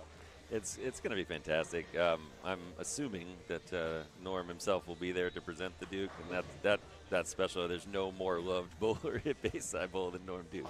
So any opportunity to have him in the building just raises the energy level for us so much. And it's going to be fantastic, and I really appreciate them, hosting it at Bayside at the end of the day. I mean, it's fun for us, but it's going to be fun for the bowlers. It's going to make good shows. Really appreciate it. And there he is, the big nasty Wes Malott, 6th frame. Part of the running of this tournament has been trying to do all the little things right. Dropping the lights, really solid intro. And just wanted to get your impression when you saw that opening video when you were standing at the foul line. Because for me, 3 of my favorite frames in Bayside history was the conclusion of the Dallas Strikers' perfect game, which are represented in the open here. What was your experience when you got to live that moment as you're getting ready to compete? Well, it was fun because as soon as I saw the first one, I was like, oh, I see what they're doing here, you know. And, I mean, it is funny just seeing Norm up there. It's hard not to laugh because he just makes me laugh all the time. He's so fun. But watching those, like, yeah, just remembering that moment at Bayside and the energy of that. And then I was looking back last night showing pictures of Norm standing in front of the Dallas Strikers brick and posing for it. I got to spend some really quality time last night at the Holler House, which I felt like is also part of my duty as a bowling alley owner, you know. And we were sharing some great stories about that and Norm in general. Yeah, I mean, it's pretty great that this is the Duke, and you know what a great person. If all the bowlers could bring that level of joy to the game, this would be the fastest growing sport in the world. We often have that thought experiment. Imagine if bowling didn't exist, and somebody invented it today, and it is what it is. It would be the coolest thing you could possibly do. Yeah, it's a victim of its own past successes, I guess, at the time. But it's I think, I mean, I say that jokingly, but we don't. That's just not our experience in Maine. I mean, as everybody's joining leagues all the time. I mean, and I don't know how to recreate that anywhere, but I know it's working in Maine. It's an anomaly. There is a movie that's coming out. It's had a few premieres. It was at South by Southwest, and they're going to be doing the main premiere on the Bayside rooftop. But it's a documentary about Robert Putnam, and the author of Bowling Alone. And within the movie, in addition to spending a lot of time with the professor, they follow 6 social groups, and they ended up filming me for a couple of days, and they came to the draft night party, the Bayside draft, not the PBA draft, but when we draft ourselves, and got some really good footage and understanding of what was happening at Bayside, and so to see it represented in a film that is talking about developing community and building community and what it can do is really powerful, because I mean that's all Bayside was. It was a clubhouse for a league, and I think when you start with that energy, that's what grows. And so when that should be coming out on streaming this fall. It's called Join or Die, but an excellent documentary, and it's got some of Bayside Bowl featured in it, and just the whole idea of the community that bowling can build. Wes Malott with the shaker mixing strike. And Charlie, I'm going to let you get back and enjoy Arturo's round. He's got a couple of games left. Just wanted to say I'm glad you got to visit Milwaukee. You caught the tail end of the Harley experience. You got to visit Holler House, and you almost threw 300 in here. Yeah, that's about as good a trip as you can get, I guess. And I will speak for everyone. We can't wait to see you in September in Maine. Well, we are excited to see everybody at Bayside Bowl. Awesome, Mike. Thank you so much for having me on. Thank you, Charlie. Charlie Mitchell, the proprietor at Bayside Bowl, breath of fresh air on every occasion. As we continue here in Game 4 of our 6-game block, the PBA exempt division, it's Mike Jakubowski live. We're at Bolero in Wauwatosa, Wisconsin, just outside of Milwaukee. And we are enjoying 33 players from last year's top 50 list in the Professional Bowlers Association execute 6 games of bowling competition, with the 3 highest scores advancing to the clash portion, which will happen at Bayside in September. Sean Maldonado up in the 9th frame with a double working.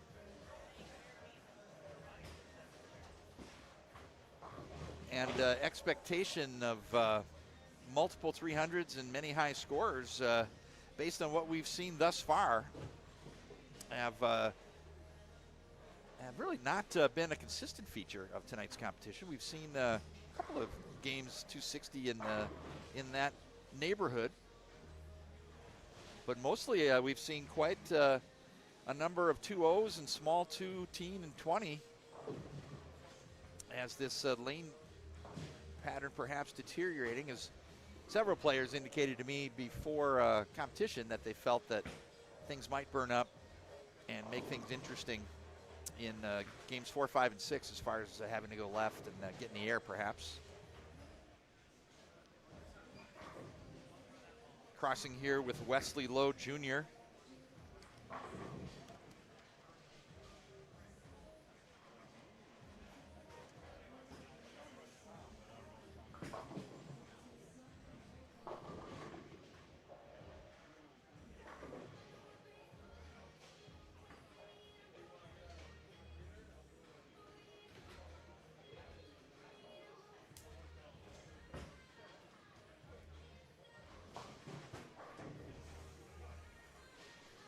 Anticipate being joined by the commissioner of the PBA Tour, Tom Clark, as we roll up here with Game 4.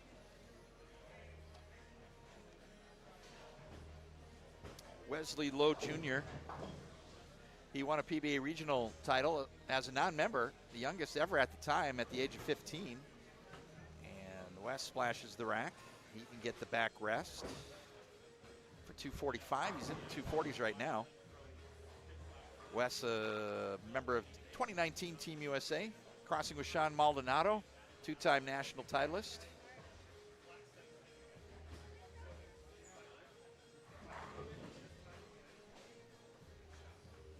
Maldonado can shoot 214. Also crossing with Francois Lavoie. And not a stellar game for Francois. Looks like 183. Wesley Lowe Jr. drops the hammer for 245.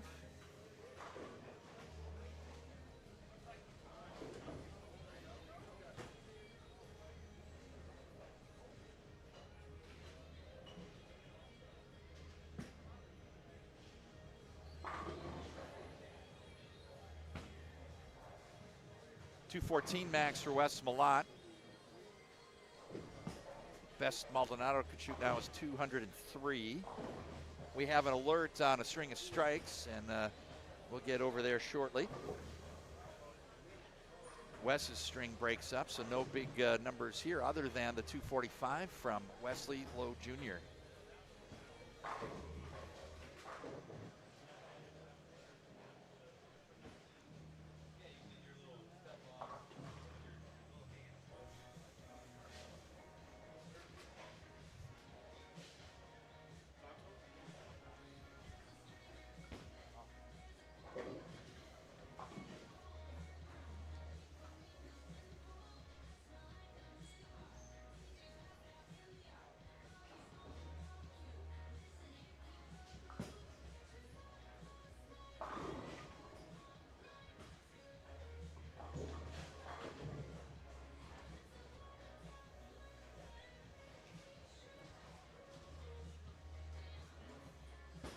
Yeah, ugliness for Wes Malott.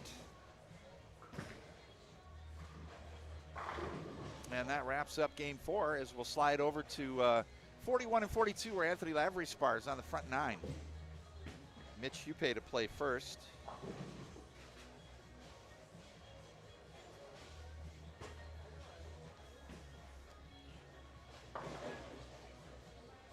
A.J. Johnson can strike out for 204.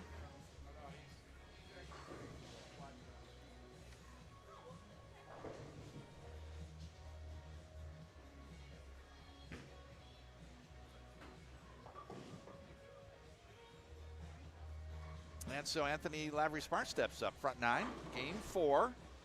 2 games to play after this as 33 players from the 2022 top 50 in the PBA points list compete in the PBA exempt division of the League Bowler Certification National Championship for 2023, final round of competition. Joined now by the PBA Tour Commissioner representing the United States of America, Tom Clark, as Lavery Spar toes the line here in the 10th. All right. I didn't want it to be my fault, so there he goes. Front 10, good evening, Tom. Good to see you, Mike. This is fantastic. We just had great conversations with Neil Stremmel and Charlie Mitchell, and I left it with Charlie that someone is going to hoist the Duke at Bayside Bowl, and what a moment that's going to be. And Norm's going to be there. And everybody wants to win that trophy. I mean, these guys all came through. These are the greatest bowlers in the world. They all came through and had to touch it, had to touch the head. Norm said, you know, you rub the head of the Duke for luck, and they all did it. And then they wanted to pose, and we had a great picture. I don't know if you saw it on Facebook. Go to the Facebook pages. And there's a great photo of this whole squad around the Duke. And I remember when I think you were there, we all sat around and we were talking about how can we create a memorable trophy that people are going to want and they're going to talk about, and we can make it perfect. And we came to the agreement that Norm and making the Duke and calling it the Duke would be fantastic. I remember announcing it. There's Lavery there he goes. Spar. Yes, sir. 300.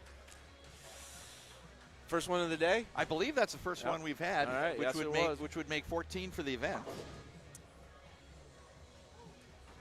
So Anthony Lavery Spar picks up a perfect game as we chat to the PBA Tour Commissioner. And Tom, the PBA entering new territory here. Long considered the gold standard for tournament operation, as the PBA now turns its attention toward the wider scope of competition, which includes men, women, youth, everyone that bowls in one single place to compete for a national title on television in perhaps the most exciting venue there is in bowling. At Bayside Bowl. Yeah, you write it all down and it comes to life, and it's been awesome. I've loved being here every week during this tournament, meeting people from all over the country in all those divisions that you talked about. And like I talked to Phil about at one point, it was kind of like meeting fans who were actually, or were also competing, instead of just meeting fans around the country at PBA Tour events. And so giving them a chance to compete under the PBA umbrella was really special this year. And we had about 1,000 people enter the tournament and come through. And, having the winners and top finishers in some of the divisions make it onto that final TV show at Bayside. Once everybody sees that, I really think that the entries are going to double next year, at least, because why wouldn't you take part in this thing? I mean, guaranteed first places. I mean, a young man, 17-year-old, Trey Hendricksmeyer, from right in Wisconsin here. He won $25,000 towards his college education, and now he gets to go to Bayside Bowl and Bowl on TV, and he's a huge PBA fan. I've known him for a while, actually, because he bowls against my son in a lot of tournaments. And I know his mom and his dad. And now he's going to have a chance to win $60,000 more. I mean, his college education could be set all from this tournament, from 6 games. Because in 6 games and on this great lane condition that we put out this year, Eric Pearson designed and we tried out. And we wanted everybody to have a nice look and feel like they had a chance, and anything can happen in that kind of a scenario. Now watching the greatest bowlers in the world bowl on it is different, because they're not used to having a little bit of room. Their games are catered towards splitting boards and being extremely and getting the ball through the heads different ways, and this is different for them. But it seems like most of the scores are pretty high, though. Wrapping up game 4 here of our 6-game block on 27 and 28. And Tom, it starts when you first walk in. The check-in experience is very professional in PBA. And then I got to experience it for the first time tonight. But when you walk up to that foul line, you feel it. Yeah. I felt it. Yeah. Oh, man, I bowled yesterday. And during the national anthem, I had my eyes closed, and I'm feeling like I'm in a big-time sport, and I was feeling it. And then when the Norm Duke video comes on and the message comes on, and it hits you that this is the real deal, and it's important what happens here. And honestly, it made me too nervous in game 1. I was too shaky. But you're right, and we needed to figure out a way in a first year of an event to create that kind of aura at an event, because we bowled the USBC Open, and that event has a great aura, but it mostly is because of a 100+ year tradition. And I mean, that kind of tradition you can't start up in 1 year. But I feel like we really came pretty close, and it's a totally different tournament than the USBC Open. It's a singles event, and 4 on a pair, and people moving every game, and trying to be like a PBA experience for people. And I really feel proud of this whole staff and Bolero, and that put together, that believed in this concept, got behind it. And now I hope we've started a new tradition in bowling. I believe you have started a new tradition. We got some standings for you guys if you want them. Please. Unofficial, fully. Thanks to our great friends at Lane Talk. I mean, once again, doing a great job for everybody here at the PBA LBC National Championships. Jake Peters, you just saw him finish off his 10th frame. He's unofficially your leader at 10-16 for 4. Anthony Lavery Spires 300 game gets him in the second at 974. Andrew Anderson 971, and Tom Doherty 954. Currently, unofficially, your top 5 or so on the leaderboard, with the top 3, as you mentioned earlier, MJ, making their way to Bayside once this is done. Top 3 advance to the Clash, and the winner tonight pockets $5,000. Yep. Tom, you and I have been at this a while. Every one of these players cashes today. The last place pays $1,000. So because these pros have played a big role in helping to promote this tournament, and they're the symbol of the event. And then I think you probably talked about it, but a lot of people, 160 out of the 1,000 that entered the tournament entered into optional doubles and team, and 160 of them partnered up with these players, betting on them essentially. So did you already talk about this before? We did. It bears Okay. it bears repeating, though. Yep. 160 are waiting to see what happens tonight. Yeah, and like, for example, I'll just use my son as an example. So he bowled a few weeks ago in the tournament and he wanted to bowl with Kevin McCune. So Kevin McCune was who he entered and paid to bowl with in this tournament. Now his job was to bowl his games, and in Rory, my son's first 3 games, he shot 663, something like that. Started with a 250 game. So now his job was to watch tonight to see how Kevin McCune did. And if Kevin McCune bowls a huge first 3 games, you add that score to your score, and there's your double score. So it turns out Kevin McCune did not bowl out of the crazy. He shot about 650, I think. So I don't think Rory's going to cash in doubles. But but that is so fun to be able to pay attention and watch these guys.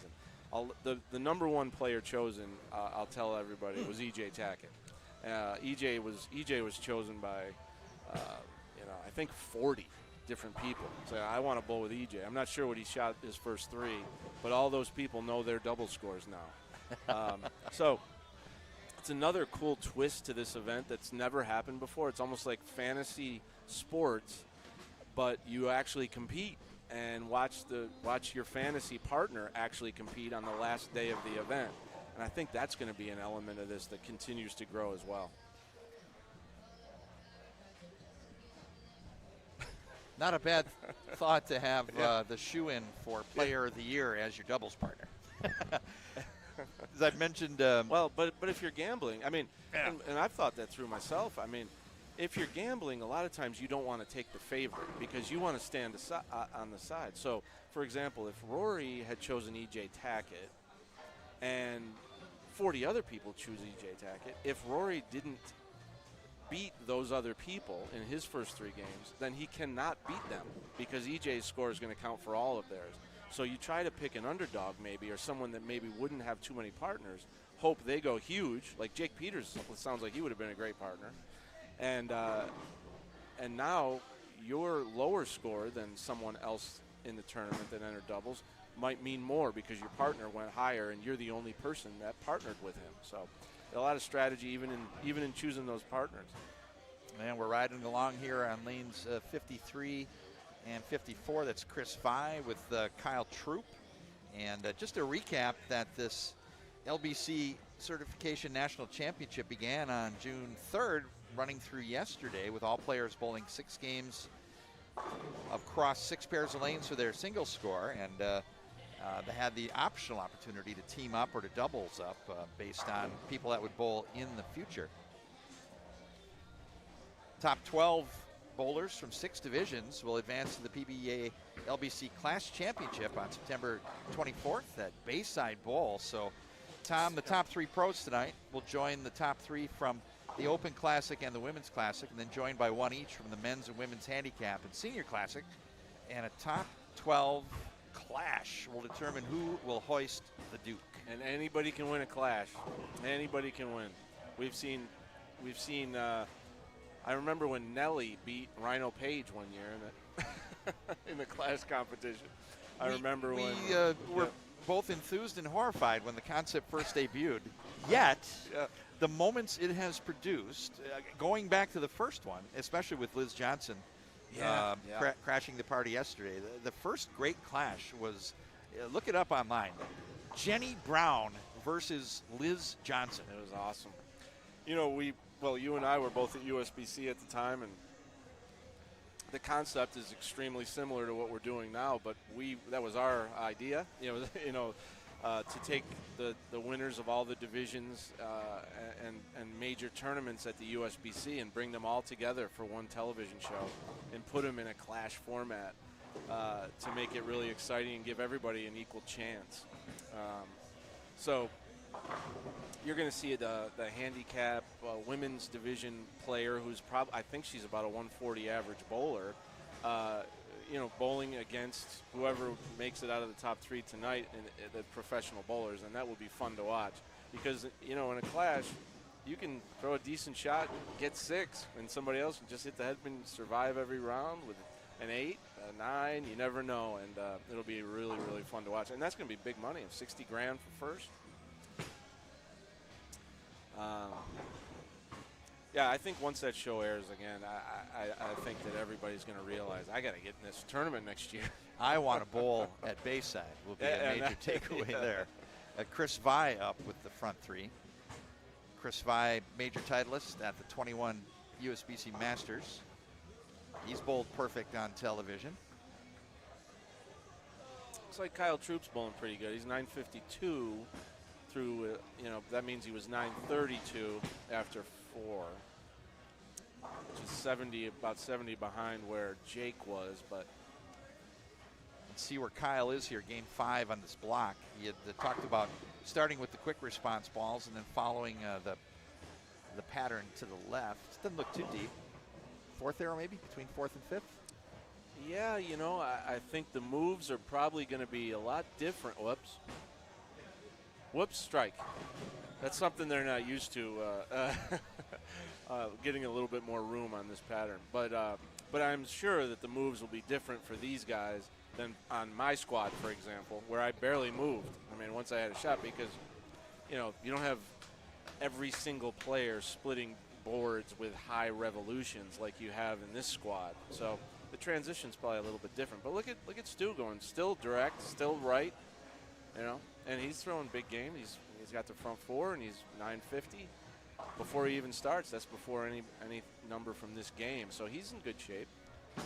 Stu Williams, 2-time winner on the national tour, winner at the World Series of Bowling during the 11-12 season.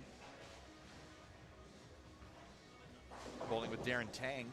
Both Tang brothers in the house tonight. Have you mentioned the Open Classic TV show people? With Carlton Chambers? I have, yeah. I was very excited about SIBO. Carlton Chambers, Midwest and Central region player, is going to make his television debut. We have mentioned that the scores are unofficial till verified, but at this point, Chambers' 1483 scratch will get him in through the Open Classic division. He's going to be fun for people around the country to watch bowl. He's a pretty exciting player. And the people at Bayside will take SIBO very quickly. And I watched Derek Kindig, the second place finisher. He was on my son's squad, actually, so I was there. I was watching, and he's, Chris Vi missing a 10 pin. You can't, against this field, that's not allowed. But Derek, he throws a hell of a ball. I mean, he's a guy that you might not have assumed when he walked in the building that he's going to contend for the Open Classic Championship, and he just was awesome from the start. I think he shot 300 that day too, I believe. Bang, bang for Kyle Troop. 4 out of 5. Tang right about 4th arrow. Oh, ring 10. And the PBA League draft is tomorrow. And there's actually a lot of players in this field that don't know which team they're going to be on or if they'll be drafted. And I think that's on their mind. That's a huge event for the PBA Tour players to earn that trip to Bayside. And first place in the PBA League this year is $100,000. It's $20,000 a player, and that's a nice check, and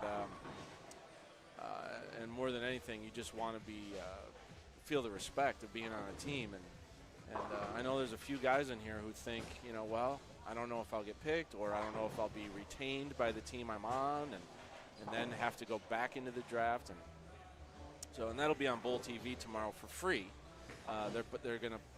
There's no paywall, and you don't have to subscribe to watch the draft. It should be around, I think it's at 2 Eastern time on Bowl TV, and that's another big day for all of the PBA Tour players. Stu didn't like that one, and then once we get to Bayside in September for the PBA League meet, that's where the clash will happen for this event, and Norm will be there, and Norm will be able to give trophies to each player that won every division, and then also, of course, the Duke.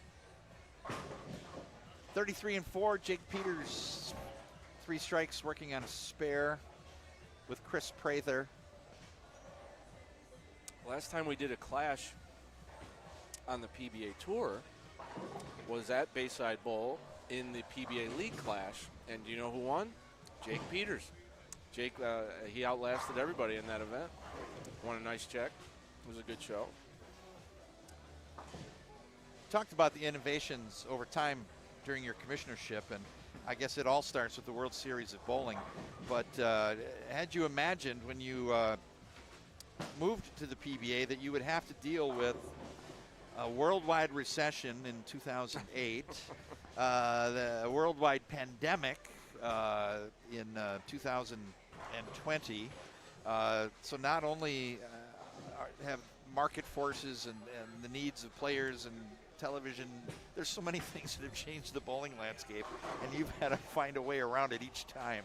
And then I just talked to Charlie Mitchell. It's interesting that perhaps the spirit of what Bayside Bowl has created can be infiltrated in this LBC Championships to kind of do some of the heavy lifting in terms of marrying those that enjoy competing with those that enjoy watching the greatest in the world. That's a great way to say it. Yeah, you hear music playing in here right now, and that's a little similar to being at Bayside. Yeah, each one of those things, when things hit you and they're out of your control and knock you off what you think your game is, sometimes the greatest things come from that. Sometimes, oh, look at that shot. That's a good camera angle. I like that. I like that even. I like that better.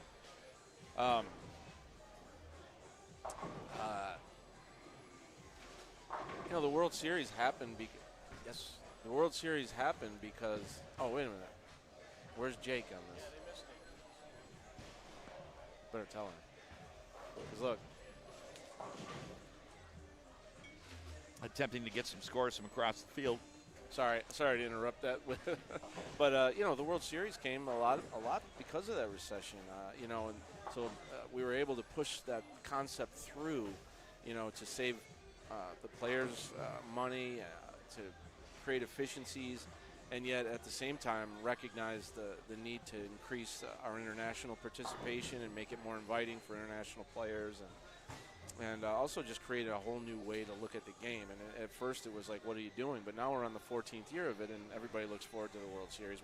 Right now the PBA 50 has its first World Series going on in Jackson, Michigan, and it's real exciting to watch those scores every day. And we're going to end up with we're going to end up with 4 titleists at the PBA 50 World Series this year.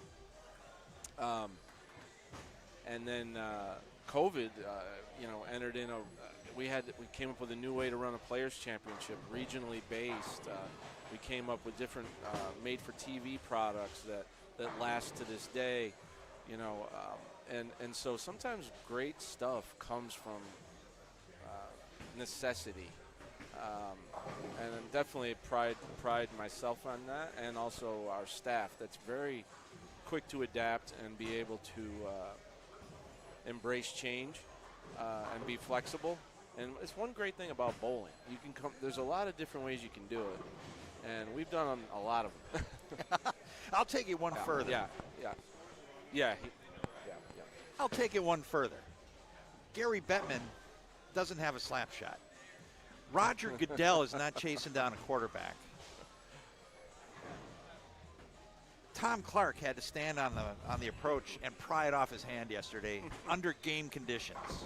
To me, that's a difference, and it speaks to the participatory nature of the sport and how do you take that love and passion and have it melt better with the professional end of sports, which has been the holy grail that we've been seeking all of these years.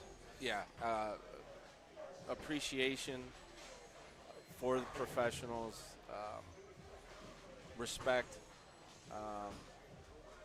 and then just the fun of being able to watch them compete at a higher level is better when you do play the game. And so we have a lot of bowlers in the country, and we can turn them into fans. That's going to be good for the game. And I think that's what's one great thing about this PBA LBC, because now under the PBA umbrella, people are bowling league every week. 200,000 members right now in centers all across the country. And they're able to share their stats together. You can look up every league in the country in PBA LBC on our League Pals platform. We created this tournament to give more competitive opportunities for them. That helps our equipment partners sell more bowling balls, get more people involved with the game seriously, bowl more regularly. So now they look to the pros for guidance on how to get better at their games. We've utilized PBA players as ambassadors all year long around the country, making appearances at PBA LBC events, PBA LBC leagues. And I love the connection between the bowler and the PBA bowler. It can't be underestimated, the power of it. I love walking into this bowling center now with PBA on the wall and LBC and big picture of Norm Duke, a big picture of Dick Weber on this side, and the respect that gives professional bowling and the aspirational model of just being better at a game. It's just more fun. And and the PBA players are the best ambassadors of the sport and can help you get better at your game just by watching them, let alone get the types of tips we're providing through this system. So what do we have? Oh no, here's me. You're going to show a good one or a bad one? Oh, this is on tape from yesterday. Here's the commish stalking the line. Oh, is it coming back? Getting a hand out of it. Oh, and he ripping a 7. Rippage of 7. Thank you, Phil. on tape from yesterday. Thank you. Phil very easily could have shown a bad shot. $2 Phil. I saw you stuff an 8-pin yesterday too. So. I don't know. Now that I've seen that, I think I should be in this field. Right Tom, here. our crack fans out there notice everything. All right, here's your leader. Here's your true leaderboard. Jake Peters, 1016. Matt Ogle, 987. Andrew Anderson, 971. Anthony Lavery-Spar, 964. And Tom Doherty, 964. That's your top 5 after 4. Now we're almost complete through 5, and then this whole tournament's over after Game 6. We just take the top 3, and the number 1 wins the first plot. All right, just one player averaging 250, so scores aren't too crazy. Tom, our fans don't miss a thing. And by LBC rules, the players are following the rules that everyone else in this tournament has had to follow. Yeah. So we're seeing a little relaxed dress code. Yep. We're hearing music during competition, and some of the other things that the pros, in addition to 5 minutes of practice. That's way less than they normally would get. That's all they got, just like everybody that bowled this tournament. Their skip is the same as everybody who's bowled this tournament, which is a little different than what they're used to.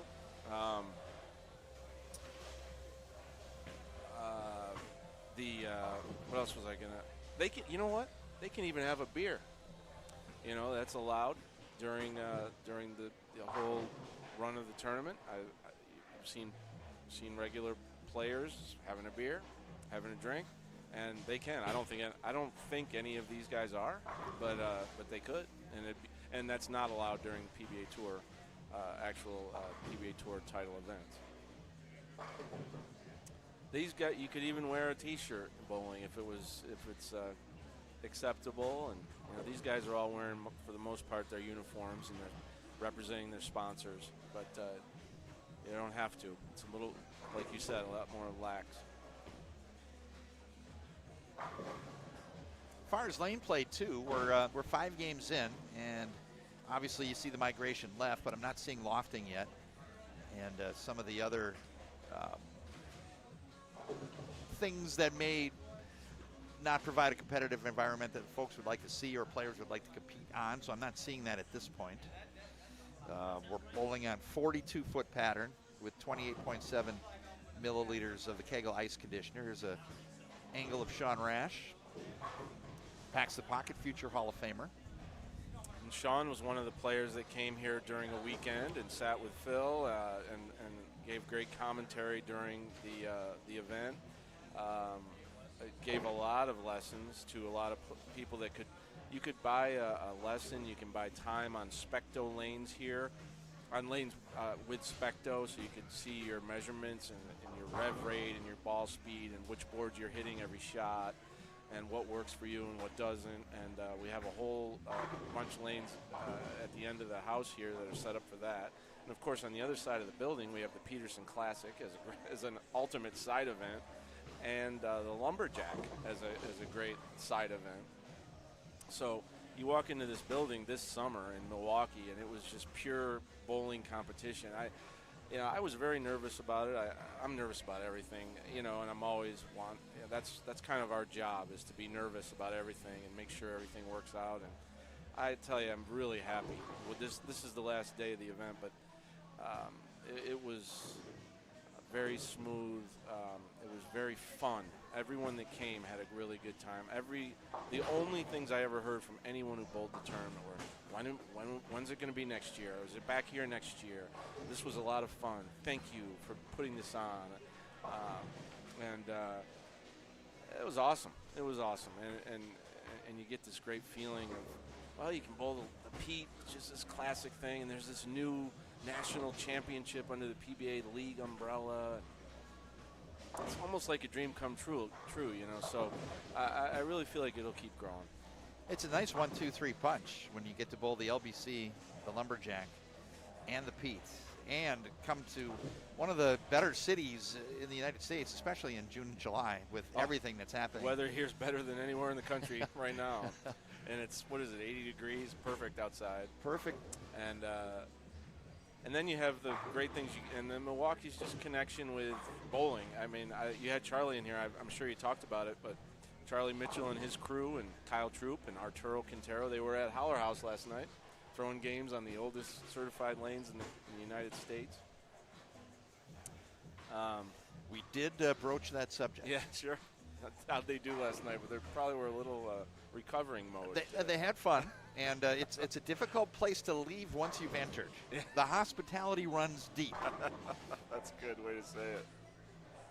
Having you involved, Mike's big, and Phil, Phil live streamed every single pair, every single squad for 7 weeks. And anyone who bowled this tournament can go back into the archives, watch themselves, watch their squad. He gets away from Jake, but he shoots 236. There was a lot of things that we said we wanted to do with this event, and most of them we did. Well, 4 figures in entries is certainly a mark to consider. And we had talked about, are there any elements of planning for 24? Is this a venue that can be considered for long-term, or is this the type of tournament a la other tournaments that sometimes find other homes? Well, we haven't made the decision yet on where it'll be, but my argument will be to bring it back here. I think this was a great host. I think that there's the improvements that we have to make. We'll have to make, but we don't know 100% sure exactly where it'll be. But all I'm happy about is that we will do it again. It will come back, and I think it can be the type of tournament that has a home for a couple of years, then maybe moves. There's a lot of different ways you can conceptualize a national tournament nowadays, and they're all on the table because we're not afraid to adjust, not afraid to move, not afraid to go all in on one location. I definitely hope that Milwaukee gets behind it and appreciates, the fact that 1,000 people traveled here to compete in this event, because there's a whole business side to it as well. So you got to consider all of that. We're considering the PBA League Bowler Certification National Championships. You're looking live at the PBA exempt division. We're at Bolero, Wauwatosa, Wisconsin, just outside of Milwaukee. This is AJ Johnson in Game 6. This is the PBA exempt division. Been watching AJ. I got to tell you, he looks like he's bowling with a chip on his shoulder. I'm looking into his eyes. He was getting pretty into it last game. He's taking this real serious, and looks like he's doing all right. 1196. That's through 5. In fairness, I don't know that I can recall a terribly easygoing AJ Johnson when he's in competition. That's true. Yeah, there are grades of intensity. The first of which is kind of pretty intense. Yes, he's an intense competitor. That's why you love to watch him. Boy, he and Jacob Buttrov in this building last year had one of the most memorable matches I've ever seen. Somehow he won it, and I think didn't he throw 2 gutter balls? 3. Threw 3 gutter balls in the game on TV, and yet he finished out the game on a string, and he beat Jacob, who fouled, I believe. Yeah. I mean, wild. Look at that one up on YouTube from the World Series this year. Here's AJ. Tom But Doherty. first, we'll head over to 65 and 6. And Doherty's near the top with 1197 starting this game, but he goes right through the nose on his first shot, so he's going to have to adjust. And Christian Ascona, he's in lofting territory. He is not up there, but whoops, pocket 710. Andrew Anderson opened in the first frame, and he also is near the top of the leaderboard with 1162. It's going to be really tight. It's going to. They both had 710s. Andrew and Christian Ascona both had 710. So you're looking at the pro division, Tom, and 3 will come from this to advance to the Clash, on top of 3 from the Open Classic division, 3 from the Women's Classic division, and then 1 each from Men's, Women's Handicap, and Senior Classic to formulate that 12-player field that will compete for the Duke in Bayside.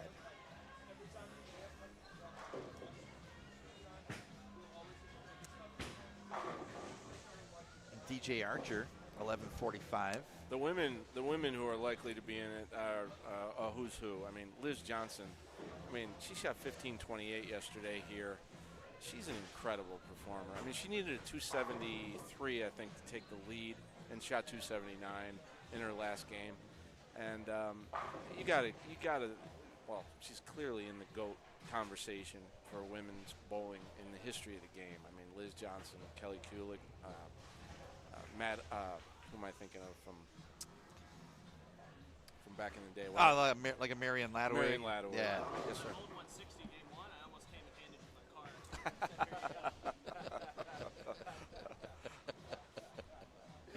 He's come on. Anthony Lavery Spart just said that he shot 160 the first game, and he almost came and handed me his PBA membership card. And the reason he said that is because we had a player meeting before. I told everyone what I shot, and I said, if anyone loses to my score, I want your PBA card, and it is rescinded.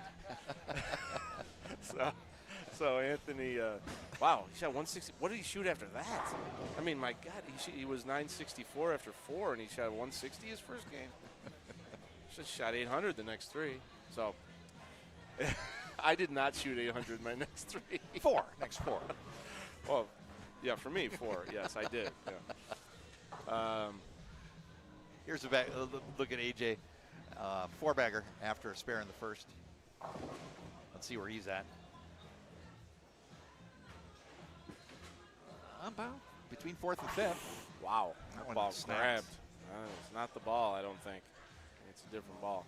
Their limit. Oh, that was the other thing that we were talking about, differences in this tournament and in regular PBA Tour events. The players are limited to 6 balls. So, and it's just during competition. So, Once you've reached your sixth, you can't use another one. And that includes a spare ball, if you use a spare ball. Look at Anthony Lavery-Spar, backup ball at the 2-4-10. No.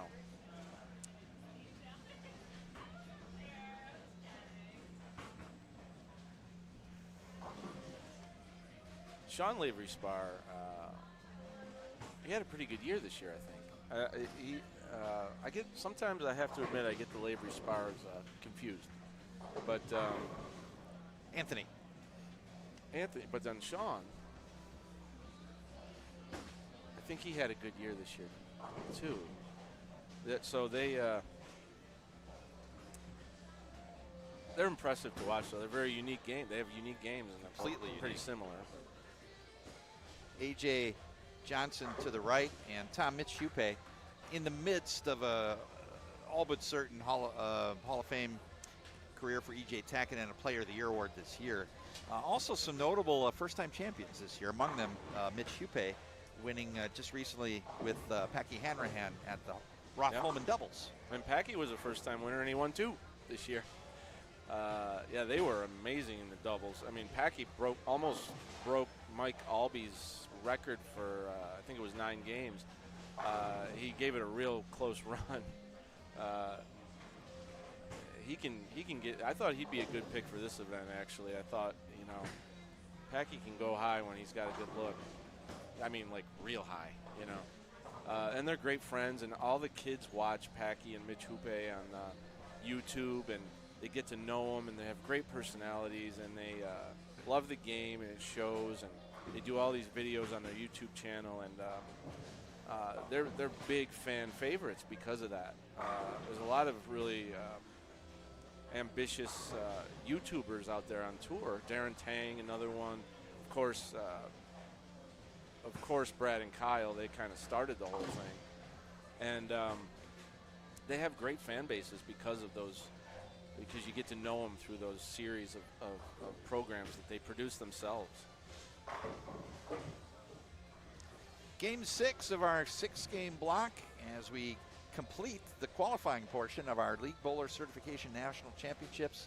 It's Mike Jakubowski alongside the PBA Tour Commissioner Tom Clark, and we welcome you on the PBA YouTube channel tonight. We appreciate you watching and invite you tomorrow to the PBA League Draft, another innovation of the PBA League, introducing team competition.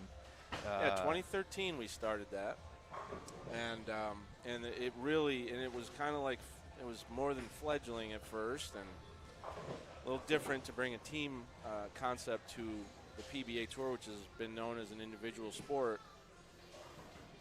So you came up with the property.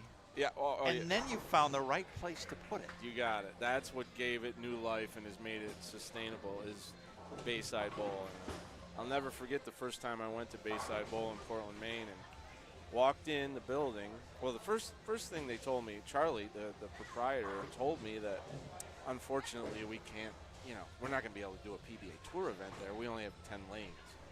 And then I went to see the place because I really liked meeting Charlie. He's an amazing personality, great guy. And I walked in the building. They had league going on, and the music's blasting. Everybody's having fun. And all of a sudden they stopped and they started chanting my name. And I'm like, I think we can have a tournament here. Let's find a way to have a tournament here. Yeah.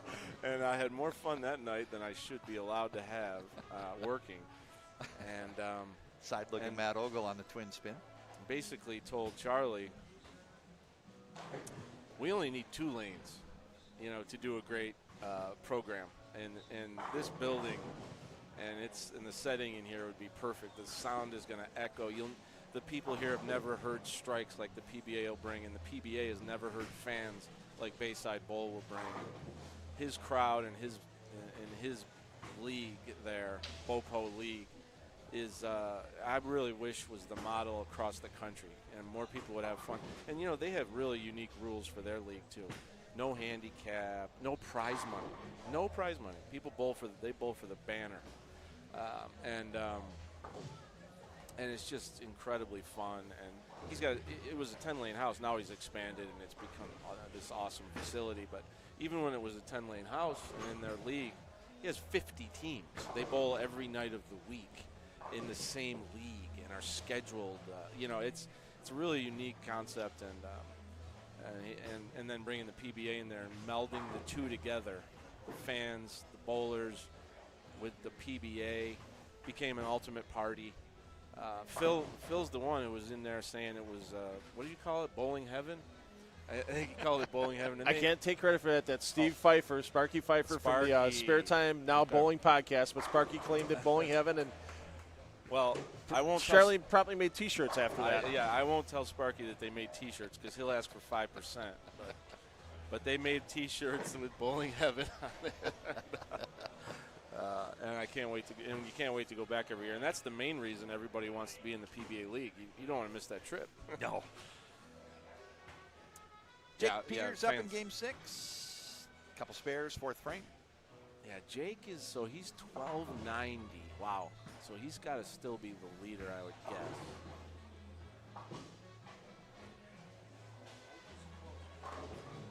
Packs the pocket. The really interesting part of Jake Peters is like a younger Lenny Borish in terms of just his simplicity of game. Strikes me in the age of the two-handers and the ability to manipulate the ball left and right and back up. You want to talk bread and butter bowling. I think of Jake Peters and I think of Lenny Borish when it comes to just being able to get from point A to point B. Yeah, and you feel like as a viewer that you could, if he can do it, I can do it, and what I think Jake has, first of all, he's a 2-time defending Steve Nagy Award winner, so he's very respected by everyone on tour for how respectful he is and what a professional he is. But I think he and Lenny both, a lot of people talk about voodoo rolls and all this special stuff. Honestly, I think those two guys just have incredible focus. So they're able to laser in and stay in that mode and stay completely focused through blocks, through rounds. I watched Lenny. Lenny's going to be on that show because he's going to be the senior Open Classic winner of this tournament. He started here with 825 his first 3 games and ended up shooting 1506, I think, and he won the Senior Classic, so he's going to be in the clash. And I was watching Lenny bowl at that, and when he came off the lanes after that 825, it's not the Lenny that works in the shop that's the nicest guy in the world. It was the Lenny that was ready for the next game, and he was in game mode. And his game mode, he's almost like a zombie, I mean, he's coming at you, and he's going to laser in on repeating. And I'll tell you, Jake he's similar to that. I remember Jake. I remember Jake here in this building. I think it was 2013 actually. I believe he made his first show ever here at the Summer Swing, and it was in this building. And we had the TV show on the other side, or it was his first title, correct? Yeah, it was his first title. Came at the PBA Summer Swing in 2013 in this building.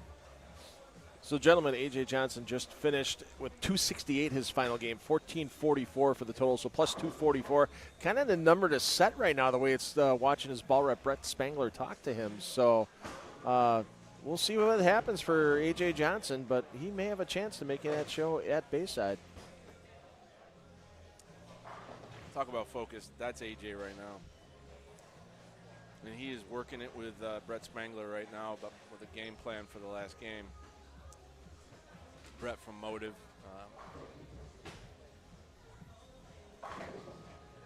Prather with a strike in the 6th. Jake Peters, the PBA Badger winner, opened here during the 12-13 season. Former college player at Wichita State. Out of that great program. And now Jake up. 6th frame. No doubles yet here in game 6. Just to get a look at his line. About 4th arrow. He's coming through it really hard, though. He's really getting it through the heads with some ball speed. I mean, That's a little faster than I normally see him go.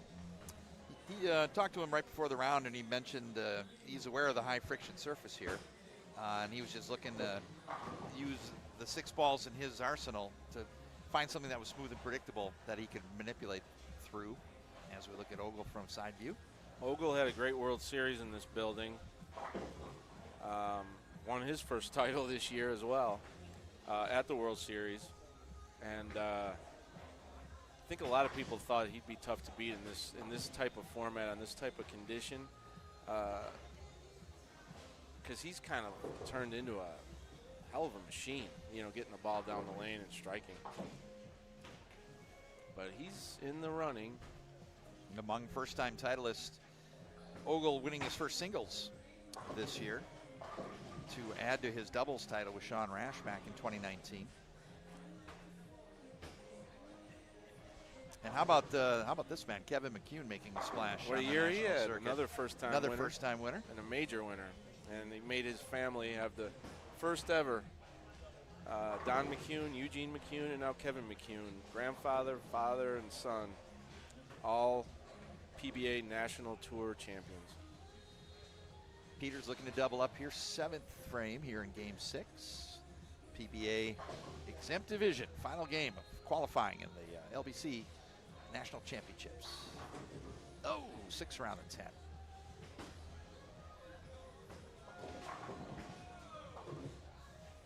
Chris Prather did not have the kind of year I expected out of him. I think he had some injury problems, and I'm going to expect him to have a big 2024 because I just love his game. I love to watch him bowl, and was disappointed that he didn't really, contend the way he had been for the previous few years. And I'm sure he was disappointed too. But he's not the type to give up. I think he'll be back next year strong. Sean Rash, another guy bowling on this pair, he's another one where, he's gone through so many injuries. It's been hard for him to even be able to bowl. He's had to adjust his game that way, but he's certainly not giving up either. And he'll be back next year as well. We talk about eras in professional bowling as we look at the future Hall of Famer Sean Rash, who's got a string of strikes. That's a 5-bagger. Rash, future Hall of Famer. A lot of folks want to look backward and look at the greatest of all time in the Mark Roth, Marshall Holman, Earl Anthony, Wayne Webb days, and I would submit to you that we perhaps are in another golden era where you have the greatest of this generation, whether it's Belmonte, Simonson, Tackett, and then whoever you want to put in that 4th position of players that are dominating the game. To me, it sets up as a similar path by which you can enjoy the greatest and then watch Prathers and someone just trying to break into that. Absolutely, you're right on. I mean, this year was really unprecedented, and the amount of times the top 3 players in the world went at it in major championships, head to head. E.J. Tackett, Simonson, Anthony Simonson, and Jason Belmonte were, incredible. The way that they approached the major championships and how they performed this year. And I think if I had to give the 4th in that, I would give it to Kyle Troop right now. And I think Kyle's that wild card that, guess, what do we have? We got some. Tom Doherty, right now, he needs a double to get past A.J. Johnson's 1444. Ogle just opened again, so Ogle may have problems. So I got bowlers coming up to me now saying AJ's locked. So it's really Doherty, Ogle, and Peters right now are the ones we're going to bounce between. Peters just converted his spare on that bucket we just got away from. And Doherty needed a double, and he's going to 8-10 on the first ball in the 10th. So it's getting interesting now, guys. Always does right around cut time. I'm not even going to try to keep up with what numbers need to happen. I mean, we're going to have to just wait and see. I mean, I'm going to wait for the score sheet on this one. Yeah, this one's too hard.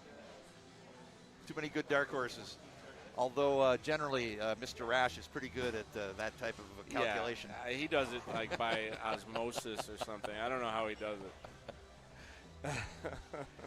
So just to cap off this era, and exactly proper to mention, Kyle Troop broke the all-time earnings record last year, and joining the race for that top spot of the greats that are just continuing to and they're just facing off. Like you said, back in our day as kids, we watched Roth, Holman, and Earl Anthony go at it every week, and it just seemed like such an incredible rivalry. Like other sports have had things like Borg, McEnroe, and and Jimmy Connors, or in tennis, or Sugar Ray Leonard, Marvin Hagler, and Thomas Hearns, and Roberto Duran in boxing, and you had like the kings, and they were not just what do we got here, Phil? Go ahead. We got Ogle going backwards. Oh no. That may have Ogle off the show, going back-to-back opens, 14-19 for Ogle. That has him third. So, yeah, really Peters just has to stay clean. We'll get back to Peters momentarily. Peters stays clean. It's unofficially going to be our top three are going to be Doherty, Johnson, and Peters in no official order yet. The only order that matters to the players is first, as that will be a $5,000 bonus with advancement into the clash round of the League Bowler Certification. And as we've mentioned more than once this evening, all of the scores are unofficial until verified.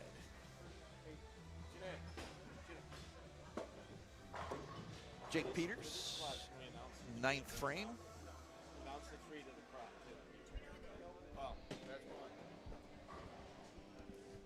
214 max for Peters would get him to plus 500, or rather 1,500 for his block. So we know A.J. Johnson is going to be in there. And Peters, no doubles here in Game 6. Watching the thing that makes these players, those players we were talking about, interesting for this, is that they're not only the best right now going at it, they're also inspirational types, aspirational types, lapping the field against the greatest bowlers in the world. It puts them on a different level than just being at the top of the game. It's incredible what they're doing. But I think what it's going to do is inspire the rest of this field to say, wait a minute, I'm not going to let these people run away with everything. I mean, all three of those guys won over $300,000 this year. EJ will probably go over $500,000 this year. They won a lot of them. They won $1 million of the whole purse for the season. And I think you're going to see players come back next year with the idea that I'm not going to let that happen again. I'm going to be one of those players, and I have to work harder because of what I've seen out of them. So I think they're going to inspire even the PBA players, not just the kids who are all bowling junior gold right now.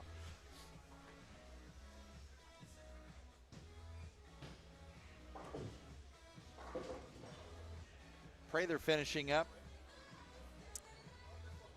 And Peters now in the 10th.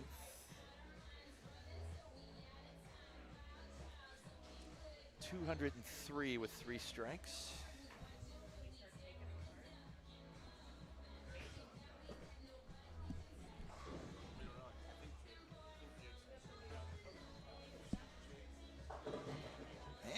And a fortunate fall of 10 pins for Jake Peters. Big one by Jake. You know, Jake and Chris Prather are business partners on New Jersey, a new dye sublimated jersey company. Which is another PBA innovation. Yes, yeah. Boy, we're getting old though. I mean, everybody thinks it's old now. We brought it to the PBA back in 2009, I think. Oh my.